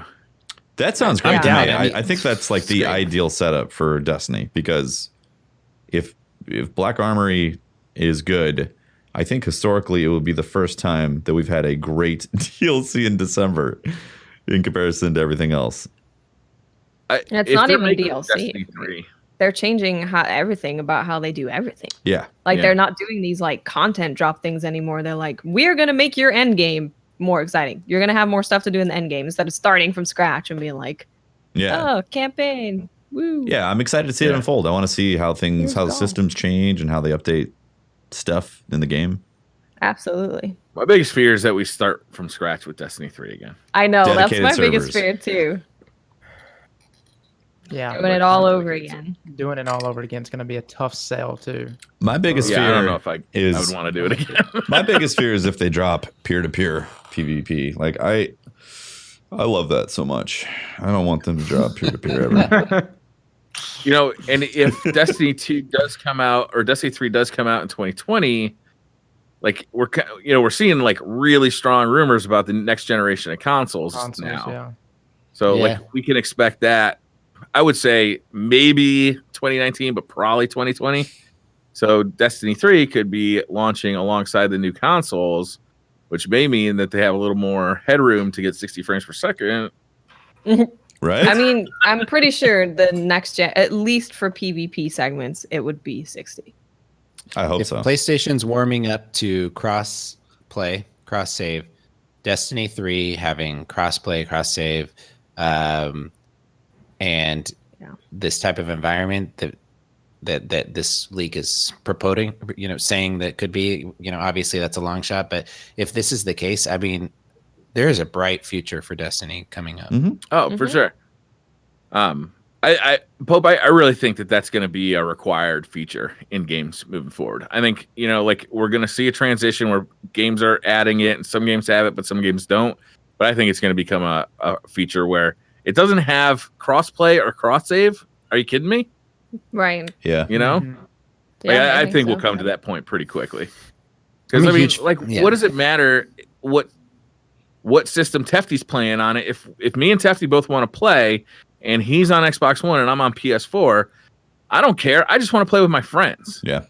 Right. And the game, if the game can support that, then the game should support that.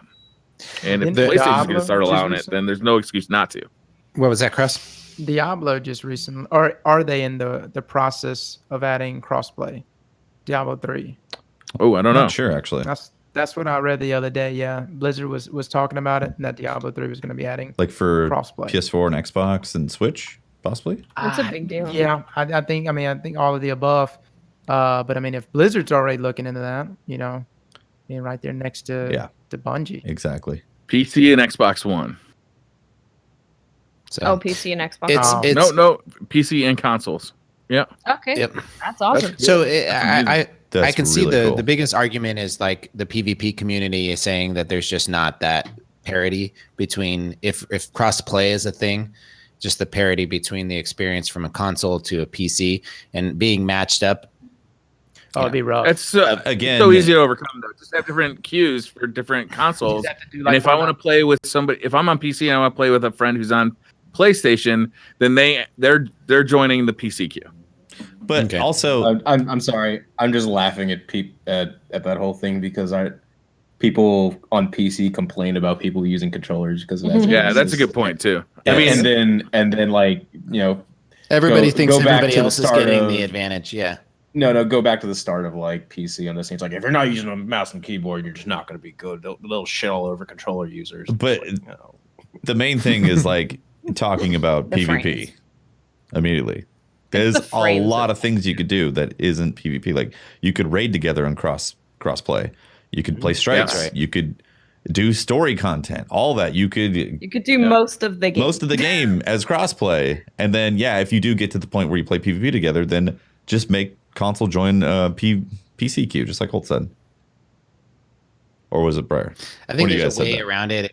Will I really like. I want to just be able to play with you guys if you're doing a raid or something like that. I would like to be able to jump in.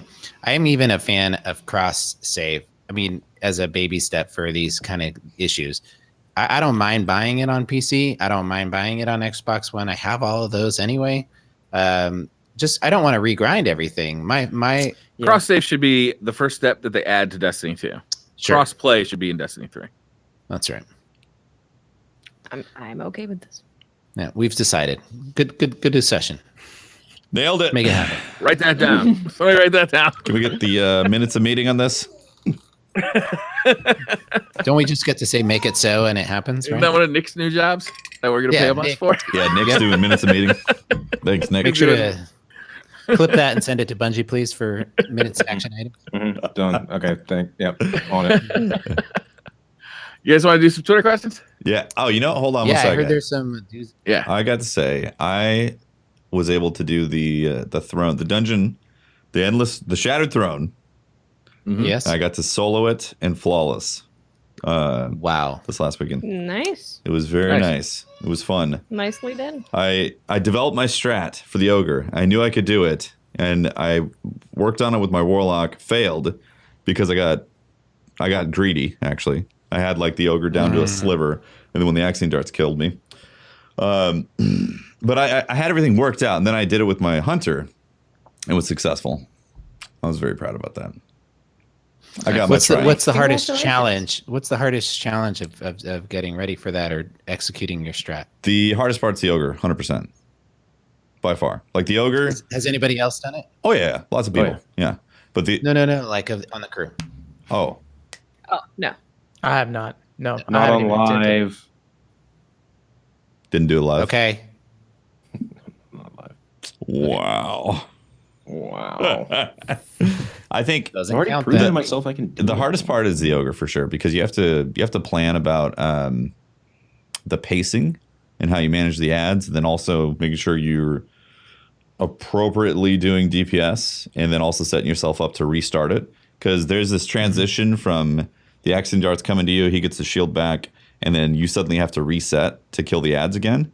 And if you are not thinking about that immediately, you have a high chance of dying from all the stuff that can shoot you or physics you, essentially, because he starts shooting his eyeball blast again.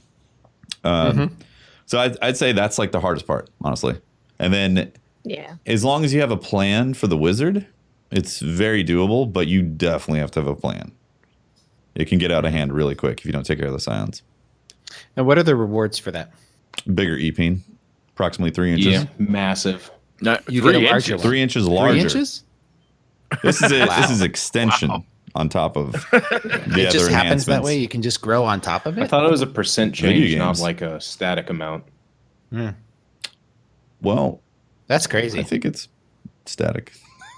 It was fun. It's very rewarding, and I wish there was more stuff like that in the game because it's exciting to do. Cool. Yeah, for sure. Do we have an ad read for me to clumsily walk my way through? No, you could do an ad read for the DCP podcast if you'd like. I want to take a little bit of time and really make sure you guys know about this awesome sponsor that we have called the Destiny Community Podcast. They really want us to do this show every week. You can visit them at Patreon/DCP Live, something like that. YouTube, DCP Live, supporting them in any of those places is really good. And I heard they're like the Tinder of podcasts. I thought Tinder already had a podcast. Really? I gotta tune in. I don't know. But yeah, just go check out the patreon.com/DCP Live. You got a really good stuff there. Support them, and supporting them helps us. You know what we got to do too is we got to get a merch store going because I want a DCP T-shirt. I want these things for myself, so we got to start making them. And a mug. I want a good mug. We have one. Where is it? Riddle me that, Batman.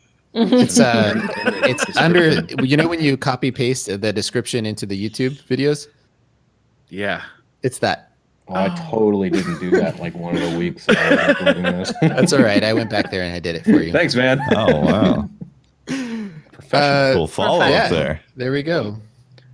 So we are going to be coming out with some new ones. There is going to be some availability of some designs for some tattoo designs, hopefully coming soon. What is going on with the tattoo, guys? Yeah, it's about. I sent Ash my sketch.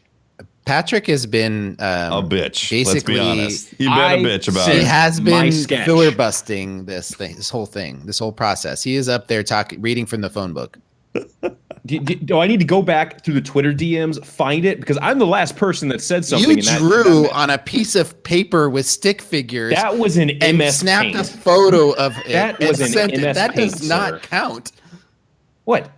That was October 11th. Last time anyone said anything in that conversation was me showing this beautiful image of a heart with a great pattern of stars above it. Pope, it sounds like you're part of this to blame, man. I'm sorry. No, man. Sounds like both you guys dragging your feet on this. I said I would whatever Holtz and Ash come up with, I will have tattooed on my butt, and that's about. No comment post the 11th. Posts before that are this is great. Yeah, Ash did a lot of really great sketches, really good actually. The problem is I really want stars that are in a very specific pattern. So you're Holtz, I just want you to know that when we did that, I nearly lost my voice, and we went all in. The community went all in to make this happen. I'm honestly saying if we don't, we need to have some consequences. If you need to have a date where if it's not done, right. You need to set a date. We need if it's not done on the buns by January 1st, then you get an even bigger one on your butt. Then I upgrade the size from quarter to a 50-cent piece. We're just gonna keep upgrading it every month from then on. Oh God. Then it's a percentage. Then that is a percentage increase. Yes. Yeah. We're also or just make it that mullet. Patrick. Yeah. See, what happened to that? I had to go to Texas, and I didn't have enough time to get a proper haircut. So I was just like, none of this adds up. No, Texas, man. This story got all sorts of holes in it. Time. Yeah. Wedding. Texas, mullet, these two things are basically born Tefty, together. did you follow through with your donation? You're damn right. Incentive? I did an entire stream of Doki Doki Literature Club. I was affected emotionally. Good. Watts, did you follow through with your goals? Next week. Yep. That's right. Yeah. Okay. So we have until January. Say it now on the podcast. I say we have until January 1st to get the thing done on the buns. All right. What about the mullet? Egg them buns. Done on the bun. Yeah, the mullet's Done gonna on be the buns. the mullet. We're gonna have to wait on that if we're wanting it to be au natural, because I don't think I can pull it off Can we with just give this. you a mohawk? Is it really a mohawk when I have like it doesn't even Like a nub hawk. my hair doesn't even come above the headphones here. Just like it's just a strip of hair on the middle of your head, basically. All right. Well, all I know is that Patrick, if you don't have it done with me by January 1st, I agree to have on the opposite bun a Ash caricature or illustration of your face tattooed. I don't want my face on your ass. Okay, well then I January do not consent 1st. to this. I'm doing all I can, guys. I'm doing all I can. See what I'm dealing with? All right, Twitter questions. Yeah, Twitter questions, please. Takarito says, this one's specifically for Aztec. Was your name inspired by the... we answered. You already answered this one. Not by the Aztec people. Joshua Hubbard says, so happy to see Aztecross on the week's episode. Love watching his videos. My question is, what steps could be made to better the competitive mode in Destiny 2? Oh man, there's so much to answer that. I guess the further you get into the playlist, you just start running into. Now this is for competitive, right? Yeah. You start running into things like Ursa Furiosa, like that. Those are some really tough exotics to go against, or something like One Eye Mask. I really don't have a one clear cut answer on how to fix the competitive mode, because people are going to say, I want to be able to go to legend rank as a solo player. That's what a lot of people want to do, and it's just not possible. And if it was possible, I don't know if Not Forgotten would be as valuable as it is right now, or even Luna's Howl, once you get past 2100, you got to have a dedicated team. Outside of just having, better connections, because things start to get super laggy because you're only matching people of similar rank. We were matching people in France and various other places, and it was just crazy. So outside of that, better quality servers would be nice. I would definitely say for comp, reducing heavy ammo spawns, because or a lot of people, what we do is we actually, you run into nothing but streamers, so we just hop in there and say no heavy, no power. Gotcha. And so like everyone, it's almost like an understood respect, like don't pick up power, don't use Telesto. Like those are like the two things. Like, and if you do either of those things, or at least if you do the power thing, if you pick up power, and you already said to call off power, then yeah, you're pretty much blacklisted. I really like Telesto because it counters all of the shotgunning. Oh, it's good. So prevalent. That's why I like it. Especially a whole squad with Telestos. Yeah, it's a direct counter to just the play style that seems to epitomize competitive Destiny. It's dirty though. It is. That's why I like it. And so a lot of people get upset about that. So those are like the gentleman rules, I guess. I will yield to them. If someone ever took it seriously and said no to Telesto, I would say okay, but the only shotguns that we can use are chaperone because we're being gentlemen. Then when you get one shot by it, you're like, all right, there, right. You got it. You hit the precision shot. Fine. Yeah. Shotties are wild. Especially with the different roles you can get on them. I like to rock one with like an Icarus mod too. But I mean, going up against a good top tier player on a hunter with a shotgun, it's impossible to beat them, because I mean once they get the vertical gain on you, and that's just with any game, but especially Destiny, it's hard to counter. And there's so many shotguns that have such good accuracy, and with Icarus on it too, it just makes it better. But yeah, heavy ammo. Reduce that by like a lot. Reduce it to like 0. That'd be great for comp, please. Tiny ass question for Aztecross. Since you're a Titan main on console, if you could choose one, would you rather have Twilight Garrison or console skating back in Destiny 2? Also, what are your thoughts on PC Titan skating right now? I guess I would have skating back, because Garrison wouldn't be what it was without skating.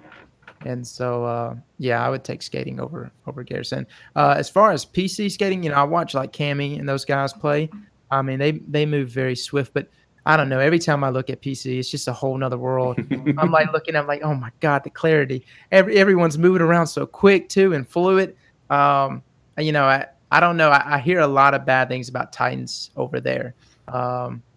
I guess they're meta over there, huh? So when you were saying, man, a good hunter with a shotgun is like impossible. It's on PC. It's man, a good Titan with a shotgun. Good Titan. Oh, or a Titan with a shotgun. Yeah, they can just cover ground. Who's macro skating so effectively. Yeah, and chances are a lot of players for some reason seem to have a mask or one-eyed mask. They do, yeah. Oh my God, it's really frustrating to go. There's no one on your radar, then you're dead. Yeah. What does the one-eyed mask do? Okay, so it's like two exotics in one. You know the hunter mask that marks players or marks targets? Yeah. When you scope in on them, this one does that when they damage you, and it gives them a debuff called Marked for Vengeance, and they can track you for a very long time, basically until the Titan is dead or someone else damages them. Then it'll swap off. And also it gives them an overshield it gives them an overshield. And then whenever they kill someone, it instantly heals them. Wow. It's really fucking good. And you get a damage buff. You also get a damage buff once you get it activated, once you kill an opponent. So do you have to kill the opponent that was marked? Yes. Okay. All right. So there's an incentive to go back and get to that guy and kill him. Mm-hmm. And if you're on PC with Titan skating, getting to the people that damage you is very fucking easy. Interesting. And then combine that with like shoulder charge, one hitting, it's like, oh no. So it's like a completely different world. Yeah. I think they got to do something about Titan skating, to be honest. I feel like Titan skating on console was not that bad. It wasn't as fast. Not even remotely. It's not this. This is a different thing. It's super fast. And not only that, you had to do like not everyone could skate well in D1 either on console. It was a skill. Now it's a macro. That's right. Yeah. Now it's a macro. Yeah. I would very much like the change for Titan skating to be them incorporating it into the mobility stat, and then make it so anyone, like any class, has the ability to do some form of that, like if they wanted to, but it would require like a massive input of, or a massive amount of the mobility stat to be effective at it. So then it's like, oh, you're making the choice to do that. Great. Now you're gonna have to sacrifice recovery or resilience, one of the other stats. That makes sense. And instead of being where it's at right now, where the best way to skate is actually having zero mobility. Most interesting Korean says, outside of the like button, what else would your mama approve of you slapping? Probably the Bible every Sunday. Good answer. That's a good answer. Arrow says, awesome guys, love his content. My question for Aztecross and also DCP crew, what are your requirements / criteria for a weapon to reach nasty levels? Oh man, there's like what makes you go, oh my God, this weapon is amazing? It's just I don't know. It's just the way it comes out, right? Like there's just nasty, and then there's nasty, and it's just different variations there. I don't know. It just like when Luna, the first time I played with Luna's How, I was like, man, this is nasty, And Ace of Spades, same thing. So I mean, I don't know. What about you guys? What's nasty? If I feel like I have a significant advantage using a weapon, one eye mask, nasty. Like I couldn't. Oh my God, I couldn't believe that was really an exotic. And I remember MTash put it out the day before or the same day I think, and it was like best exotic in the game. And I was like, oh God, I got to put out a video that says this is the worst exotic in the game, or is this thing going to get nerfed? So yeah. That's that all in caps nasty. For me, it's as if the wow factor of a gun for me, and especially since I mainly enjoy right now PvE. If it causes a lot of like explosions or collateral like damage, or if it does something like a lot of DPS on an enemy because of some perk setup or something that I did, that makes me go sit back and go, wow, that's nasty. You know, if you're one hitting, something, and before it used to take a lot. So DPS is my Yeah, I think it's like everything, like you guys talking about, in the overall feel of the gun, like the way it looks and the sound specifically too. Like the sound plays like when you compare Midnight Coup, which is a fantastic gun, to Ace of Spades, they're both like, oh, these are great hand cannons, and one feels super clean and classy, the Midnight Coup, and then the Ace of Spades is just like a dirty, chunky, like gritty. Yeah, it's gritty. Raw. It's gonna, tear everything apart type of feel to it. It's nasty. That sound, like the inaugural dress, I always thought was a good weapon, but I could never stand using it because I hated the sound of it. Like it just sounded unsatisfying and like. Sounds like he's like, "Am I gun. shooting a laser? What's the deal?" Yeah. What did you say it sounded like? What? Toy gun. Oh, the water gun. You know when someone's got an inaugural dress from across the map. Yep. Yeah. Roll of Sushi says, my question is, what do you hope for in future content, either as a repetition of things in Forsaken, features never before seen, or even things that you don't want to see in the future that's currently in the game?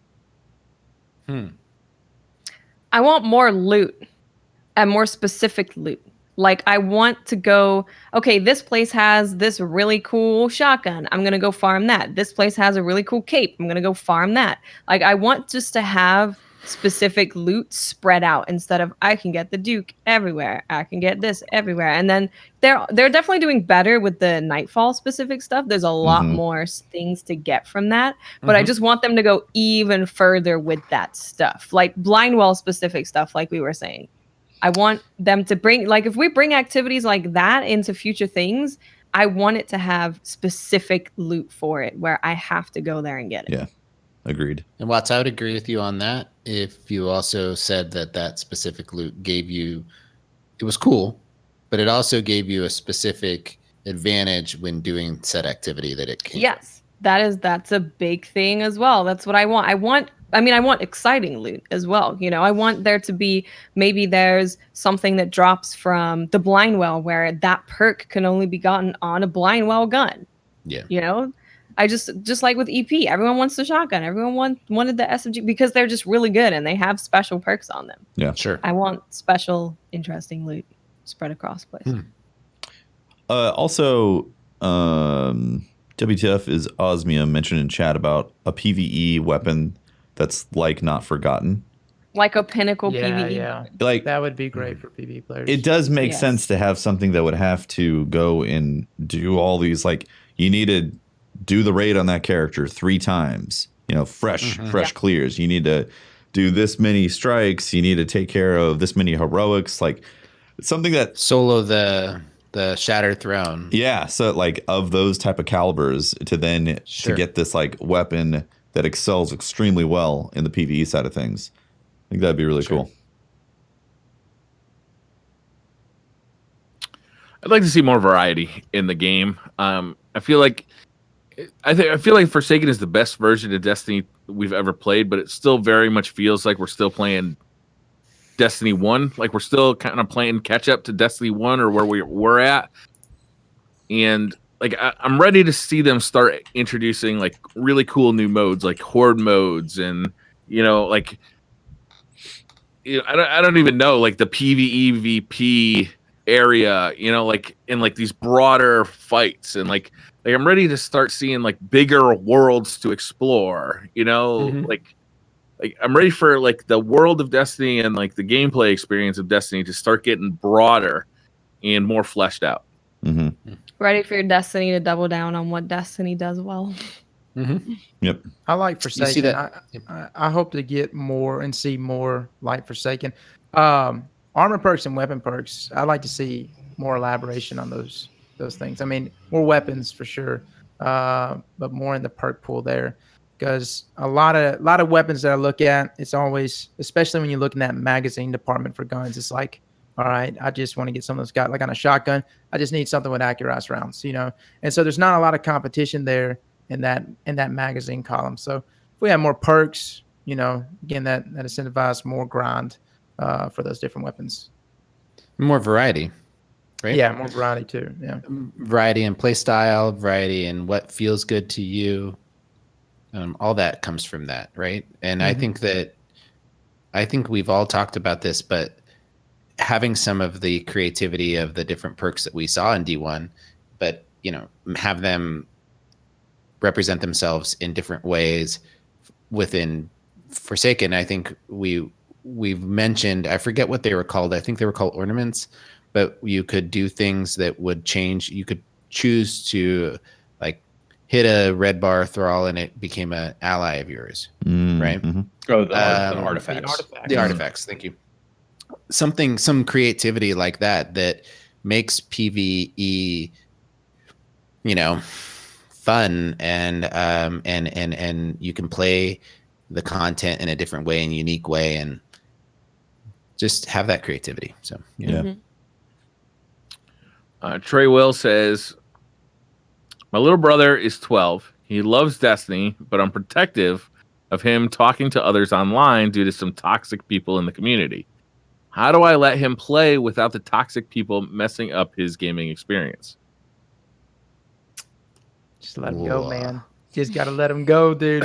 I loved it when I was a kid. Like when I picked up a headset for the first time, I looked at my friend. I was like, "Wait, you're telling me those guys can hear what I said?" He's like, "Yeah." And man, I just tore into him. Now it wasn't the true thing, but it was trash talking back in Halo days. And I don't know. It didn't ruin us. We're all good adults now. But I think it's not that big of a deal if they run into some toxic people. Just tell them to fight back. Don't take no trash and move on. Start a party chat if you need to get out of that lobby. So interesting.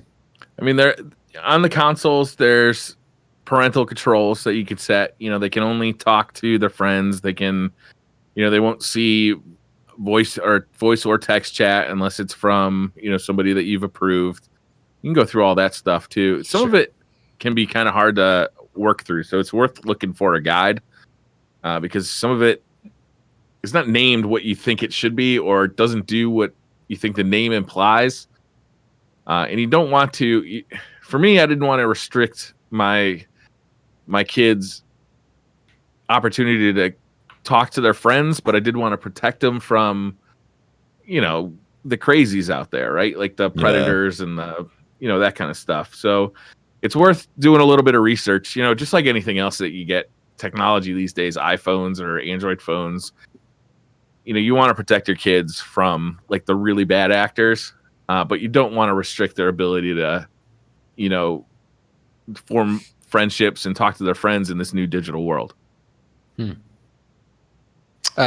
Jumping in, playing Destiny a bunch, and now with Black Ops 4 out, I was like, I'm gonna go play some Black Ops, right? Because I haven't played Black Ops, and people are saying it's great. Yeah, so that's a different world. I jump in to Black Ops, and it's like putting on an old pair of like worn out slippers with like the hole missing and dragging on the ground. You're like, Black Ops lobbies. Got it. I forgot about this. I drop down in Blackout, and I jumped in with random matchmaking for quads. And the very first thing, some guy's like, who all here wants to suck my... That's the first thing I get from... Where's the raise your hand emote? I can't find it. This is a new I just... And then it kicked... It was like riding a bike. It kicked in. I'm like, They had that in PUBG too. Remember? Oh yeah, I do. And then the guy got weirded out and left.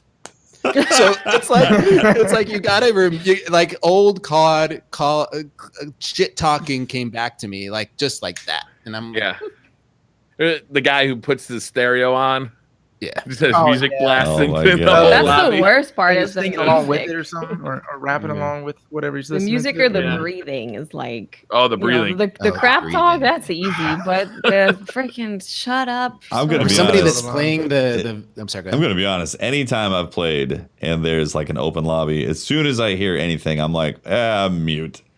And like honestly, I mute for the most everyone part. almost I'm immediately. I'm never interested in hearing people's weird, like, just like you said, Pope. If somebody comes in like that, I'm like, well, I'm muting everybody. I'm keeping this off for me. But that's how I am. I know some people enjoy that aspect, the trash talk right there. But for me, I have no interest in that aspect of it. And honestly, for the questions, was it his brother or his son? His brother. His brother. Like, brother. I think it's a case by case basis and has to see how he reacts to that stuff. Like, I personally, like, if I had a son who was 12, I wouldn't want my son talking to people like that on the internet. Personally, for me, I'd be like, I'm sorry, you have to turn off the party chat, and you're gonna have to wait another couple years, maybe have a little more social skills developed before that becomes a reality for you. But like, it's a case by case basis. And how like people can handle it. It really is a case by case basis, and it's like, you can always leave if you go on LFG. You get a team together for something, and people are being assholes. Like, you can always leave. Yeah, I think that's important to let him know. Like, you're not stuck in here. You don't have to play with these people. You don't have to deal with anything that you're uncomfortable with dealing. If you're uncomfortable, just leave. You don't owe them anything. Just get out of there. You'll find a different group. I remember girls playing. Girls get it bad. Like in Call of Duty, I mean, in Halo, I mean, I want to say that I don't know how you guys put up with it, to be honest with you. Girls in general, I feel like every time you use your mic, like anytime I watched a girl speak up in a chat, like every dipshit in the lobby would be like, oh yeah, you want to go out? You want to touch. The thing is with that is if there's toxic people in a lobby, they're going to be toxic to people no matter what. Whether you talk and you have an accent, you sound like you're not American, you sound like you're of a particular location, region, background, they jump on that anyway. Like, there's not going to be some really amazing, awesome dude in a lobby, and then a girl talks and he turns into a complete asshole. Like, he was an asshole the whole time. So he's probably doing that to lots of other people. Sure. That's a good point. I feel like I didn't know if you had any specific advice for girls out there that are. I didn't use my microphone. I don't like playing with people. I never did. When I was playing COD, I was like, I'm going solo and I'm gonna try and just shoot everybody. It's gonna be great. You never didn't use a mic? Not really. The only time that I've done that was I got to know a group of players in Guild Wars through just playing. They seemed like cool people, so then I would go and talk to them.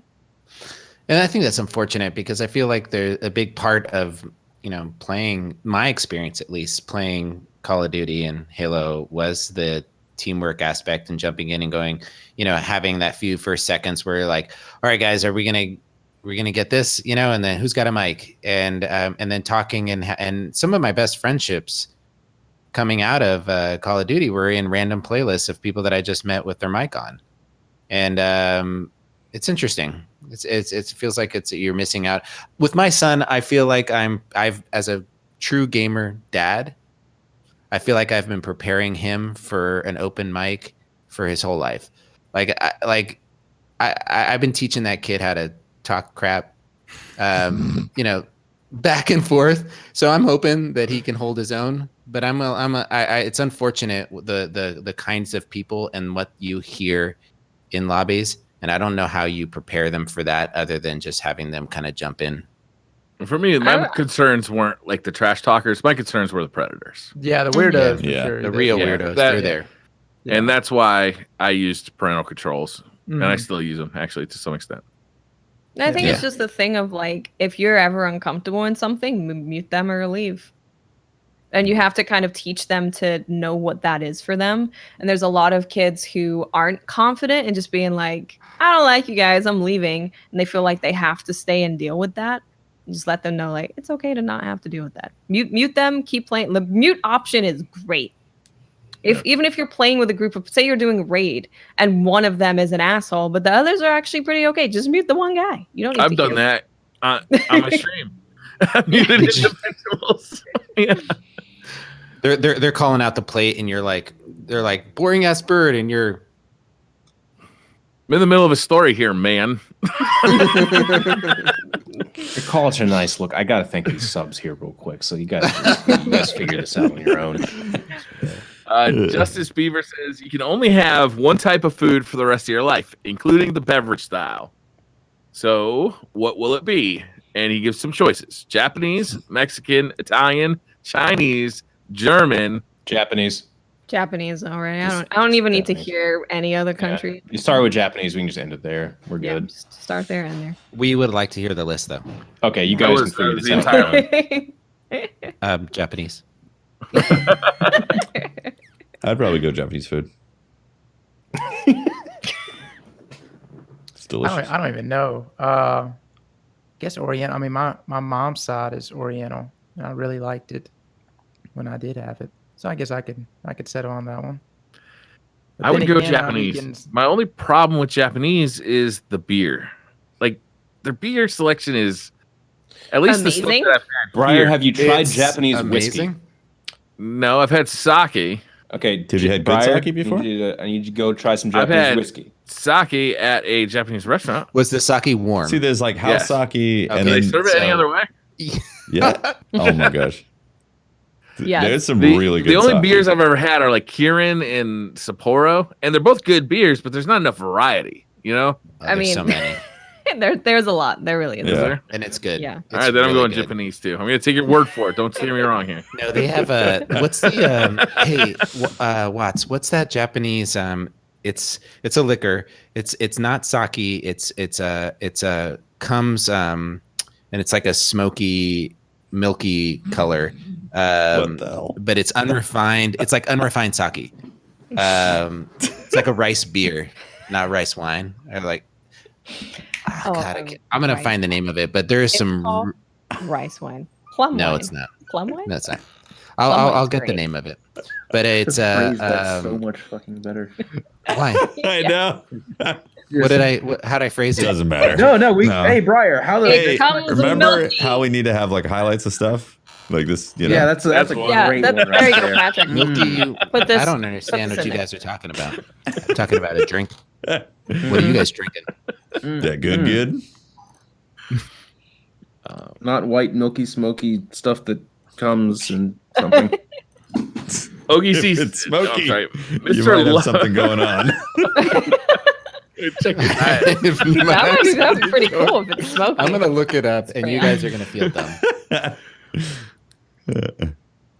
Mr. Levin said, if you only had 24 hours to live, what would Japanese. What would be on your to-do list? Japan? Probably, yeah. Let's go Japanese again. Wait, are you answering this question? 24 Yes. hours? So you're Yeah. going to spend 12 of your last 24 hours on Earth not on 12. It's only a 10. It's only a 10-hour flight. Oh, I'm sorry. Sometimes 9. That makes a huge difference. Yes. That's actually a good amount of time. You know, I got a solid 14 hours left to just go. Yeah. Be in I can Japan. catch up on some We anime. could just eat you know? everything. I'd be playing Red Dead 2. That's what it'd be. I don't want to die without playing this game. Maybe take a nap. I feel like dying is going to be exhausting. I want to be well rested for it. So yeah, it depends on what the death is, right? If it's a stressful one, you're gonna be stressed before it happens. do you Just just a plane Might need crash a on the nap. way to Japan. Damn. Not if I go at the beginning of the 24 hours. Mhm. I have 24 hours left to live. Anybody else? 24 hours to live? I don't know. That's a deep one for me. So the question is 24 hours to live, and you can do anything. What do you do?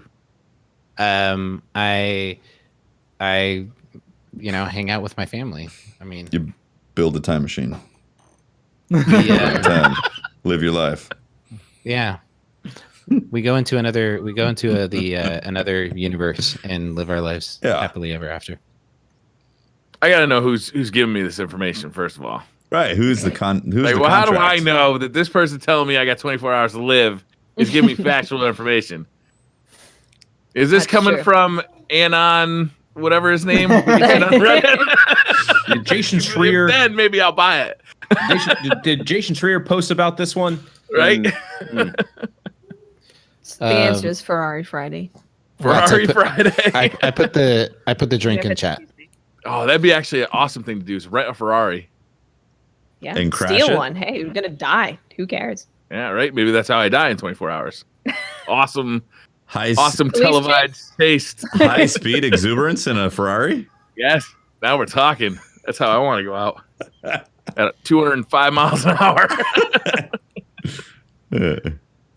Smoking Play says, for the crew, what socially accepted trend have you participated in that you will surely look back on in 5 years with shame? So 5 years, this thing's not going to be socially accepted? I guess so. Can feel shame. Yeah, this is going to be a hard How one. about eating 15 pounds of crawdads? I was gonna try and open this one up. Is there anything that used to be socially acceptable that you used to do that you feel ashamed about now? Yes, probably. And when I was in high school, trash talking in COD lobbies. Everybody thought it was cool to do whippets. Now I'm like, I like my brain cells. I don't know. Yeah, that makes sense. That adds up. Doing drugs. I mean, in general, I think. It depends on the drug. Well, no, not for me. I mean, I feel like I've gotten to a point in my life where just most drugs are just. I like being sober, man. I feel like when people were you a drug addict? When I was younger, second favorite way to be. Man, I don't know, man. When people were when I was younger, maybe I'd have to. People would drink or whatever to get to have a good time. I feel like the older I get, I want to be able to experience and enjoy the time that I'm with people and not like, my face in like a bunch of Cheetos because I've got the munchies. Or I like to be able to like have a conversation with people. You have interesting conversations. You can also have your face in a bunch of Cheetos while sober too. Just saying. Yeah, I don't think the Cheetos really matter. I did buy like Cheetos 10 packets of Cheetos. Sorry if I insulted drugs in general, but I'm just saying my personal preference is to be sober. Anybody else got something? I honestly can't think of something that I've done socially. Or that was socially acceptable, but is not going to be acceptable in like 5 years. Like, I feel like I would already be like, that's actually pretty weird. I'm probably not going to do that. Yeah. I feel like I've either done something acceptable or not acceptable. Not something that was acceptable that is now not acceptable. I mean, there were words that we used to use as children that are definitely not acceptable anymore. That's true. Yeah. Yeah. Like the candy that looked like a cigarette. It's not very acceptable. I don't have any shame about that, though. I don't have shame about it. They were delicious. And I never got those. Like I got those on the tail end of where they were still making them. Doki Doki like, stream. That's what it is. 5 years, I'm regretting the Doki Doki. Definitely socially unacceptable. Stream that game. Tefty, now that you finished Assassin's Creed Odyssey. Yes, I did. Like that game to me has so much Witcher DNA. I love Witcher 3 DNA in it. I don't know what you're talking about. What game is that? Sparked. All right, never mind. I was just wondering if it sparked like any desire to go back to that game. The desire it has sparked so much is to revel in Horse Nut Musk in Red Dead Redemption 2. That musk is the best nut. I will be. I'll be a fine purveyor on the online experience. You're gonna kill your horse. I wonder if the horses are gonna have different. My horse. I wonder if the horses are gonna have different like size and length nuts. I hope so. They should. Because that's how I'm gonna pick my horse. Do you think you can name? Yeah, that's how you tell how old the horse is. Has it been like announced that you can name your horse? Can you give it a name like in the game? Oh, I don't know. Because I got mine picked out from playing Odyssey. What is it? It's going to be Smokadies. Smokadies. The of the heavy blunt. Yes. Not Spartan Kick? No. I got to say, the Assassin's Creed horses are pretty robust. You can just basically jump those off at any height cliff. And they kind of flop over, but they get right back up. They're okay. Have you killed one, though? No. If you get high enough, if you get high enough, it will actually die. I mean, it's like, it makes a noise and it's like lays down. You can't call Phobos. You're like, oh my God. This happened to me and I was like, I felt mortified. I'm like, I'm gonna have to reload my save. And then I walked away and then sudden resurrection syndrome. Boom. Okay. All right. Yeah. But it can actually get to the point. Thank God for Phobos. Yeah, you can actually get to the point where the horse will like, straight up be dead until you go enough distance for you to recall it. Which is a little strange, It's as strange as why do you take no fall damage? Like, because after level 20, on my feet. They did fall damage in Origins, and it sucked. You're right, man. It sucked. Also, video games. Video games. Biswalker Sif says, with Halloween coming up, what's your favorite scare prank you've ever seen or performed? For example, I've seen a large spider on a pulley system drop down on customers in a mall while they looked at specific merchandise. You guys ever pulled a good prank, like a good scare prank? Yes. I'm bad at pranks. When I was younger, like probably 12 or 13, I was a prankster when I was like 12 or 13. We lived in this house in Minnesota, and during the summertime, it'd get pretty like dark at like night. And I heard my dad yell out, he's like, I got to turn off the water. And I was playing like Mortal Kombat. And I heard that and I was like, now's my chance. So I ran outside. And at the time, the growth of the bushes were pretty deep. So you had to go like into this very dark spot to turn off the faucet outside, or the hose connector. So I went in there, crouched down as like a 12 or 13-year-old. My dad just, coming up, and I was like, that type of thing. Scared the shit out of him. No joke. To this day, he remembers it and said, I almost punched you right in the face. It could have been bad. So, yeah. I mean, I've jumped out at my mom, but she did slap me. So maybe not as funny. Her auto reaction is to just like punch and slap everything that scares her. Yeah. So you end up getting pranked. The pranker gets pranked. Yeah. Yeah. My life was in danger during that time. I mean, I've done stupid stuff like saran wrap on the toilet. Ooh. Yeah, that's not very scary. No, that's what I'm saying. It's not Halloween. I guess somebody's got to clean it up, which is kind of scary. One time, I used to work at Staples when I was a kid, and there was like the girls who counted the cash every morning did it behind this like metal door. And there's actually two metal doors. Haha, joke's on you. A series. So what I decided to do is drop pennies on the ground, and I'd kick them so that they'd slide under both metal doors. And when they hit the wall of the room they were in, they'd pop up in the air and make a ting, ting, ting. And then there's just pennies flying in there. So I do that about every 5 minutes and walk away. And they were absolutely convinced for about 2 weeks that the place was haunted. And that there was like a ghost in there throwing pennies around. Like in only the hysterical way that two like 18-year-old girls can manage. Do you know what I mean? No, I don't know what you mean. It was good. They were really convinced of it, like for 2 weeks. Did you like break it to them? They caught me doing it after 2 weeks. Somebody came out the door just as I was kicking it. No, I was never going to break it to him. Have you ever pranked your wife? Like little stuff. I mean, she's mainly the pranker. What's the faucet thing? She'd take one of her little hair rubber bands and wrap it around the faucet. Classic. Whenever you put the faucet on, spray it. Classic. Yeah, it's like little stupid things like that. We had one. It was about a 6-month standoff there where we were just getting each other, and we were just dunking ice water on each other in the shower.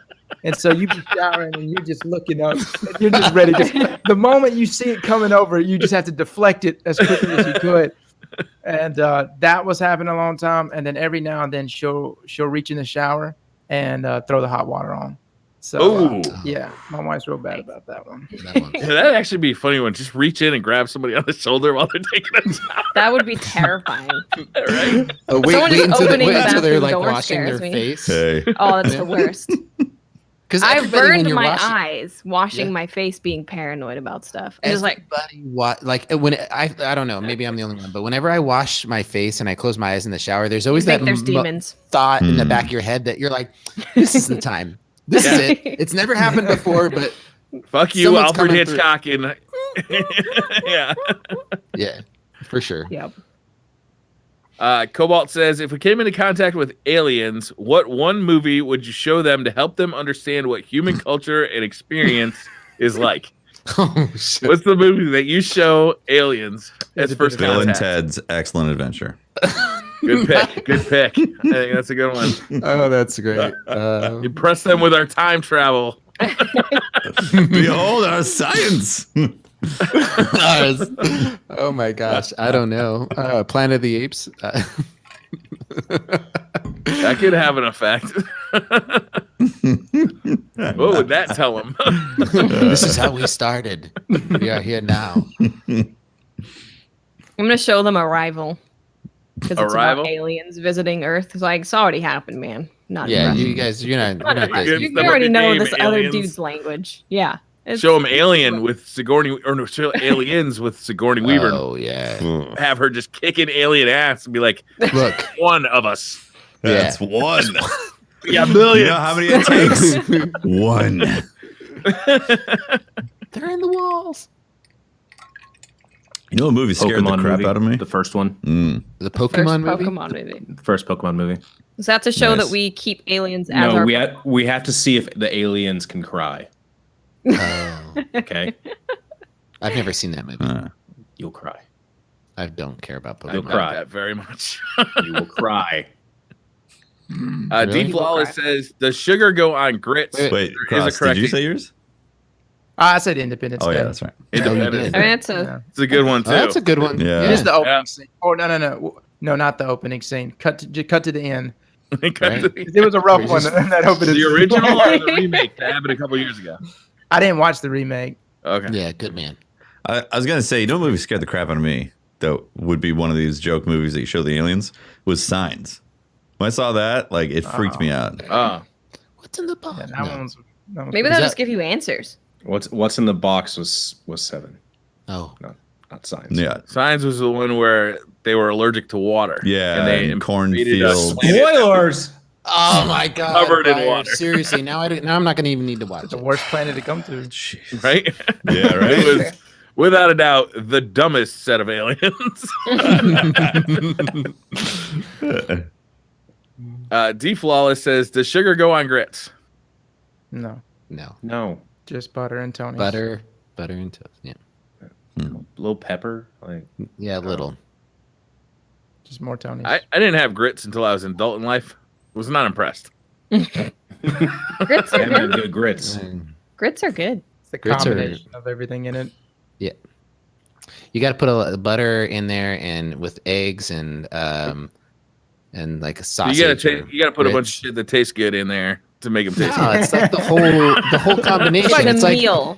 it's like. Do you like plain ass mashed potatoes? Do you like plain Yes. ass soup? It's just You water. like plain ass mashed potatoes? Just Yes. potatoes. yeah, mashed mashed up. potatoes If is they're a really bad good, example. yeah. If they're Yeah, super good. potatoes are pretty good, man. Just Yeah. plain ass potatoes, nothing in them. Yes. No Yes. way. But no, That's you got to bullshit. season them. Come on. You Yeah. got to. No, even if they're just You're not plain, they eating still just taste straight good russet. though.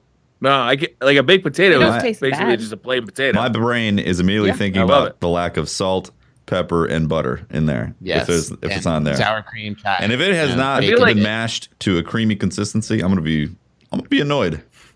I'm sending it back. I'm with Tefty on this one. I would actually like to change my change what movie I want to show the aliens. I'm Thank God, interested in you this. picked a pretty bad one. I would like to show them basically any of the Jackass movies. All right. Okay. right. Yeah. Grits, I feel like, is one of those foods that people ate because they were ultra poor and then somehow stayed in our diet, like haggis or like I don't know what else. Haggis What's isn't really something that anyone's people diet. No, haggis is not a. It's Shoe ate. leather. It's one of those foods that it only existed because people were just so fucking poor back in the day. but that's But how, somehow it's managed to kind of stay in a tradition. that's You how know? like No. pizza was made, man. Yeah. I disagree with you. I have very, very, very fond memories of my grandma's from Texas, and waking up in the morning and having grits and fried okra and I love okra. eggs, I and love I just it's part of the culture, and I've always loved them. I think they taste great. But I don't think it has anything to do. My family grew up. My grandma was very wealthy. I don't think it had No, anything I'm to do. saying like way back in the day. Oh, yeah. I'm not saying like 5 years ago. I'm saying like like the 1800s. What would you regret know? eating 5 years later if you eat it today? Almost anything from Taco Bell. Yeah. Anything Reverend- from Taco Bell. Reverend Jimmy Love says, "What is the most annoying habit that other people do?" Man, if I go to the movie theaters and people are like talking, Oh, that's a bad one. Oh. yeah, I definitely have a tough time. Oh with that. my god. You ever have a complete stranger kind of just flashback. start talking about how bad their day has been, and like they tell you all sorts of personal shit? Like you're at the Did bus you ask station or them on a how they plane. are? No, I Okay, had headphones in. I was not even paying attention until like, oh shit, this person's talking to me. Okay. Oh shit, let's put these back on. Well, I hate that when people talk to somebody else or on the phone loud enough, knowing I know. How do I exist on a podcast? knowing that somebody else is close enough that they're hearing they speak loud enough to hear the conversation, so that you can hear their conversation, so that you can commiserate with how bad their day is, or they're like performing for you. I don't even know if it's that. Up. How about You people don't who think yell it's into cell phones to get better reception? Oh yeah. That's what all old people do. All people. People that talk on their phone like this. Audio listeners, I am holding my phone just up with In a one horizontal hand, state. But if they're driving, right, and they're thinking this isn't breaking the cell phone law. Yeah. Like Yeah, but no, they it's not do this here? because of all the fucking reality shows. Because to illustrate that the person is on the phone and to also hear the phone call without a weird setup, they just turn the speakerphone on. That's why the reality shows do it. This isn't how you talk on it. No normal person should talk on their phone like this. Okay? I don't think I've ever seen anybody do that. I've seen enough people do I've it. seen people do it. It aggravates me. Like, no shit. Okay. I've never seen it. I have a new one that has formed recently. Okay. Ooh. Americans and don't understand roundabouts. Right. Like, they This just is don't- true. Yes. This is They That's just so don't true. get it. I freaking love the They're roundabout. just like, there will be no one in the roundabout. The person in front of me is like, whoa, gotta stop. Mhm. Like, no, there's no one. You go. There's no one in the roundabout. You don't have to look both ways. It's a roundabout. It's a circle. Go in the circle. Yeah. Yeah, if you're in Almost the killed. circle, People do tend to freak better out not a little stop. bit at roundabouts. No. No, don't. God, no. It's not. No. Well, there's no stop sign into the circle. There's yield There's yields. lines. Yeah. It's a circle. The multi-lane roundabout is especially confusing to people. It is especially. That's like a whole nother layer of complexity. People don't understand anything about it. It's pretty funny watching. If you're in an area that doesn't really have roundabouts and one gets put in, it's very funny watching it. Just be aware because you might die if you're not paying attention. Yeah, there's very few roundabouts in the South, and they decided to put one on campus, my old school, and I felt like I was gonna die many times because I would be going around the roundabout and someone just turns left on it. I'm like, what are you doing? Yes, I've seen that many times. Oh my god. yeah, I love the roundabout. It's so efficient. When people It understand, should great. be. Assuming that, yeah, when people understand, it's Everybody's- extremely efficient. playing by the rules. I'm gonna go ahead. I was gonna say my gym. There's the locker room, and then the bathrooms are right there in the locker room, and there's always this one older gentleman, and he doesn't like to wear clothes ever when he's in there, and so which is completely fine because it's a locker room, but he's like brushing his teeth and doing his hair while all in the nude, and nobody said anything about it, and but anyways, that's pretty much the only thing that kind of gets to me. A little pet peeve. Yeah, because That's I'm just walking in understandable. to go to the restroom, and it's like, Jesus, come on, man, you're doing your hair again, naked again today. Every You're just day. gonna mess it up when you put your shirt on. You gotta put the shirt on, then do your hair. Well, and then you're at the locker room, and the guys, they have that blow dryers and stuff, and you got these old men that are in there. They're naked. flip the and No flip shame, man. they're sitting there. No They're shame. just going. No shame at all. Oh, yeah. all out- One leg they is make like eye up on contact with the you. on the It's like, wall. you come around the corner, they look at you like, why are you looking Yeah. at me, dude? And it's like, I'm not trying to look at you. It's just, Yeah. Why are let you me just buck get out of naked here. right now? Huh? Why are you drying your balls? Don't need Why to are do your it. balls hitting your kneecaps? I mean, come on. We had a guy at a golf course who used to do that. He's in the locker room at the golf course, and it was like a public, like kids, like it was like a municipal golf course. It wasn't like a private, like locker room. It was weird.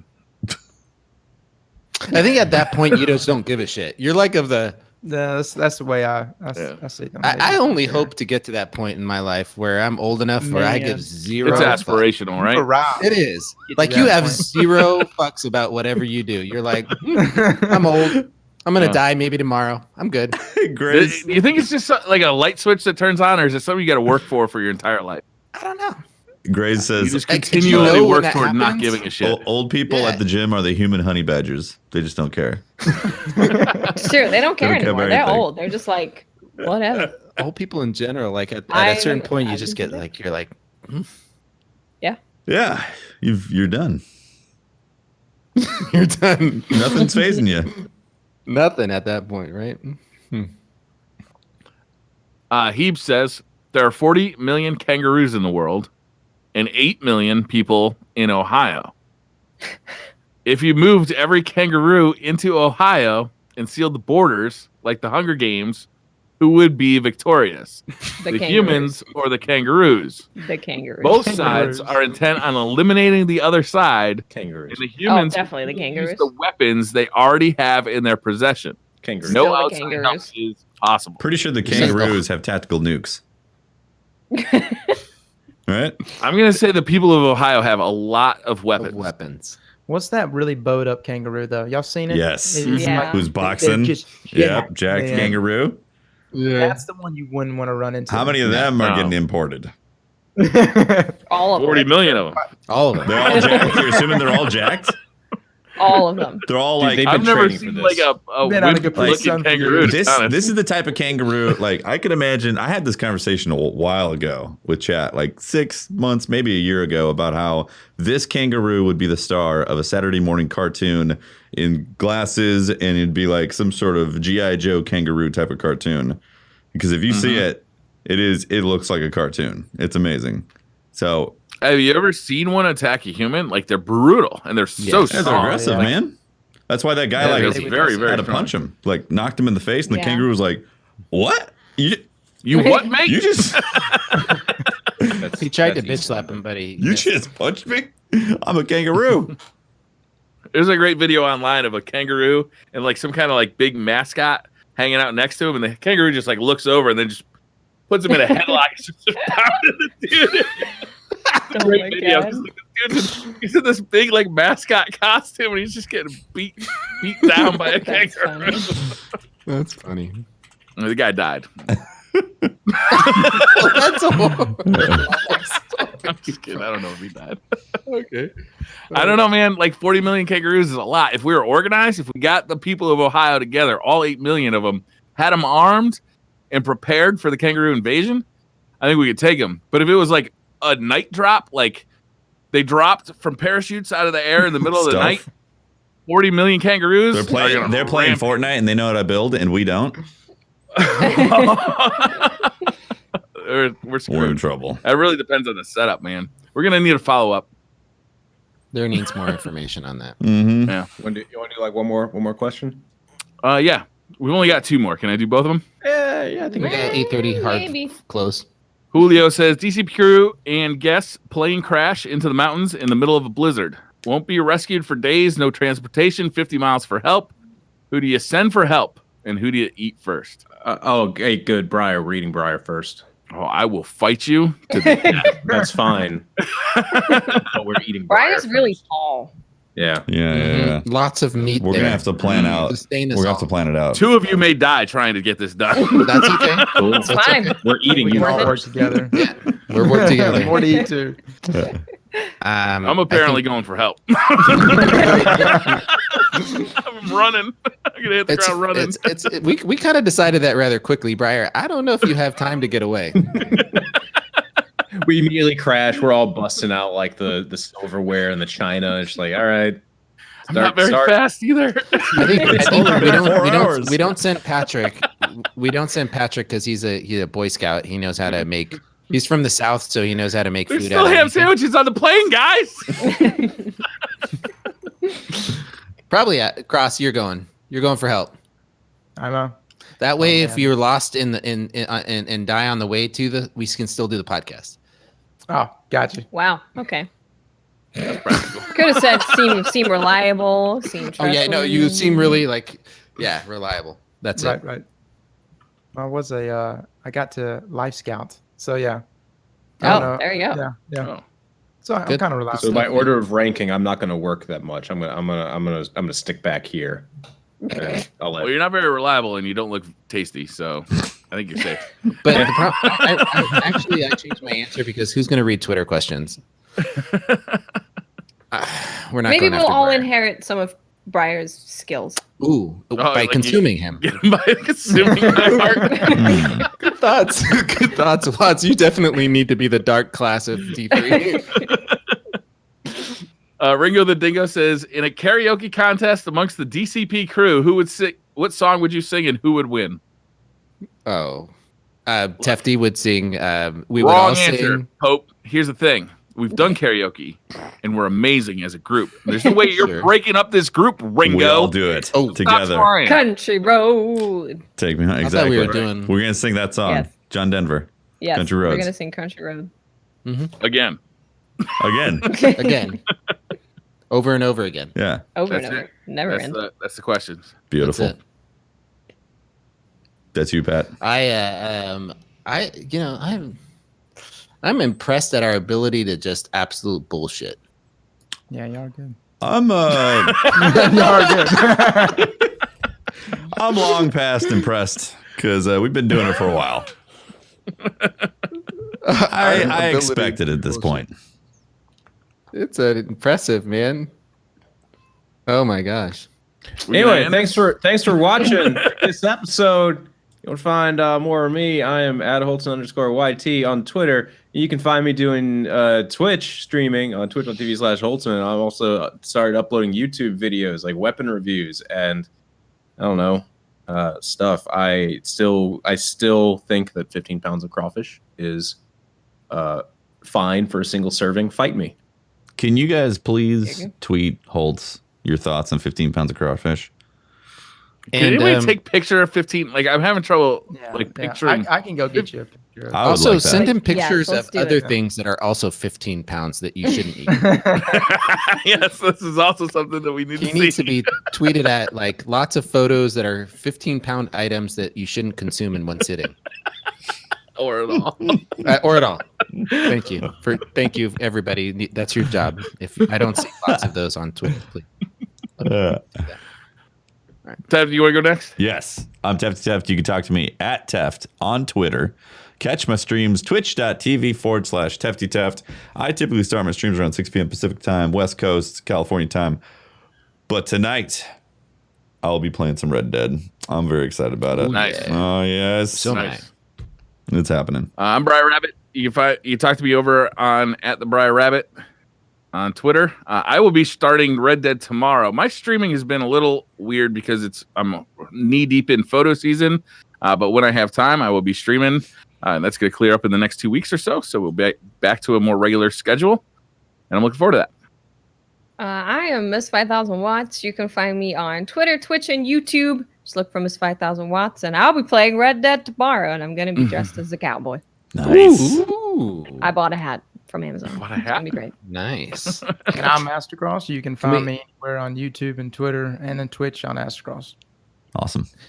And you can go longer. You are a guest on here. You can. That's pretty much that the, shout the, out. on, the only Love it. places I'm at. Well, let me do that. Let me do it for you then. You need to, if you don't know this man's content, you need to go over there, find him on YouTube.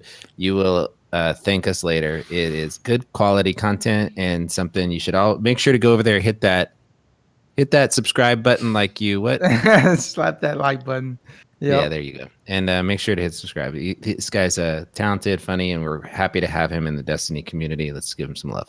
Thank you so much. This has been Pope Bear. You can find me on Twitter at Pope Bear. Make sure to follow DCP at DCP_live. We got a lot of stuff happening. I'd love to tell you about all our upcoming guests, but I'm just going to save that for later. I want to take this time to thank our patrons and the people who subscribe to this podcast. I can't tell you without your support, we could not do this. It helps to pay the wonderful people like Nick who edit the podcast and all of us who take part in it every week. We couldn't do it without you. And thank you so much. Thank you. Much guys. love. All right. Thank you all. Thank you guys for having me. Yep. Thanks for being on the show. See you next week. Bye. Bye, Felicia. We're going to read out some subs and then be back with some credits. All right. All right. Or, I mean, credits and then subs. My bad.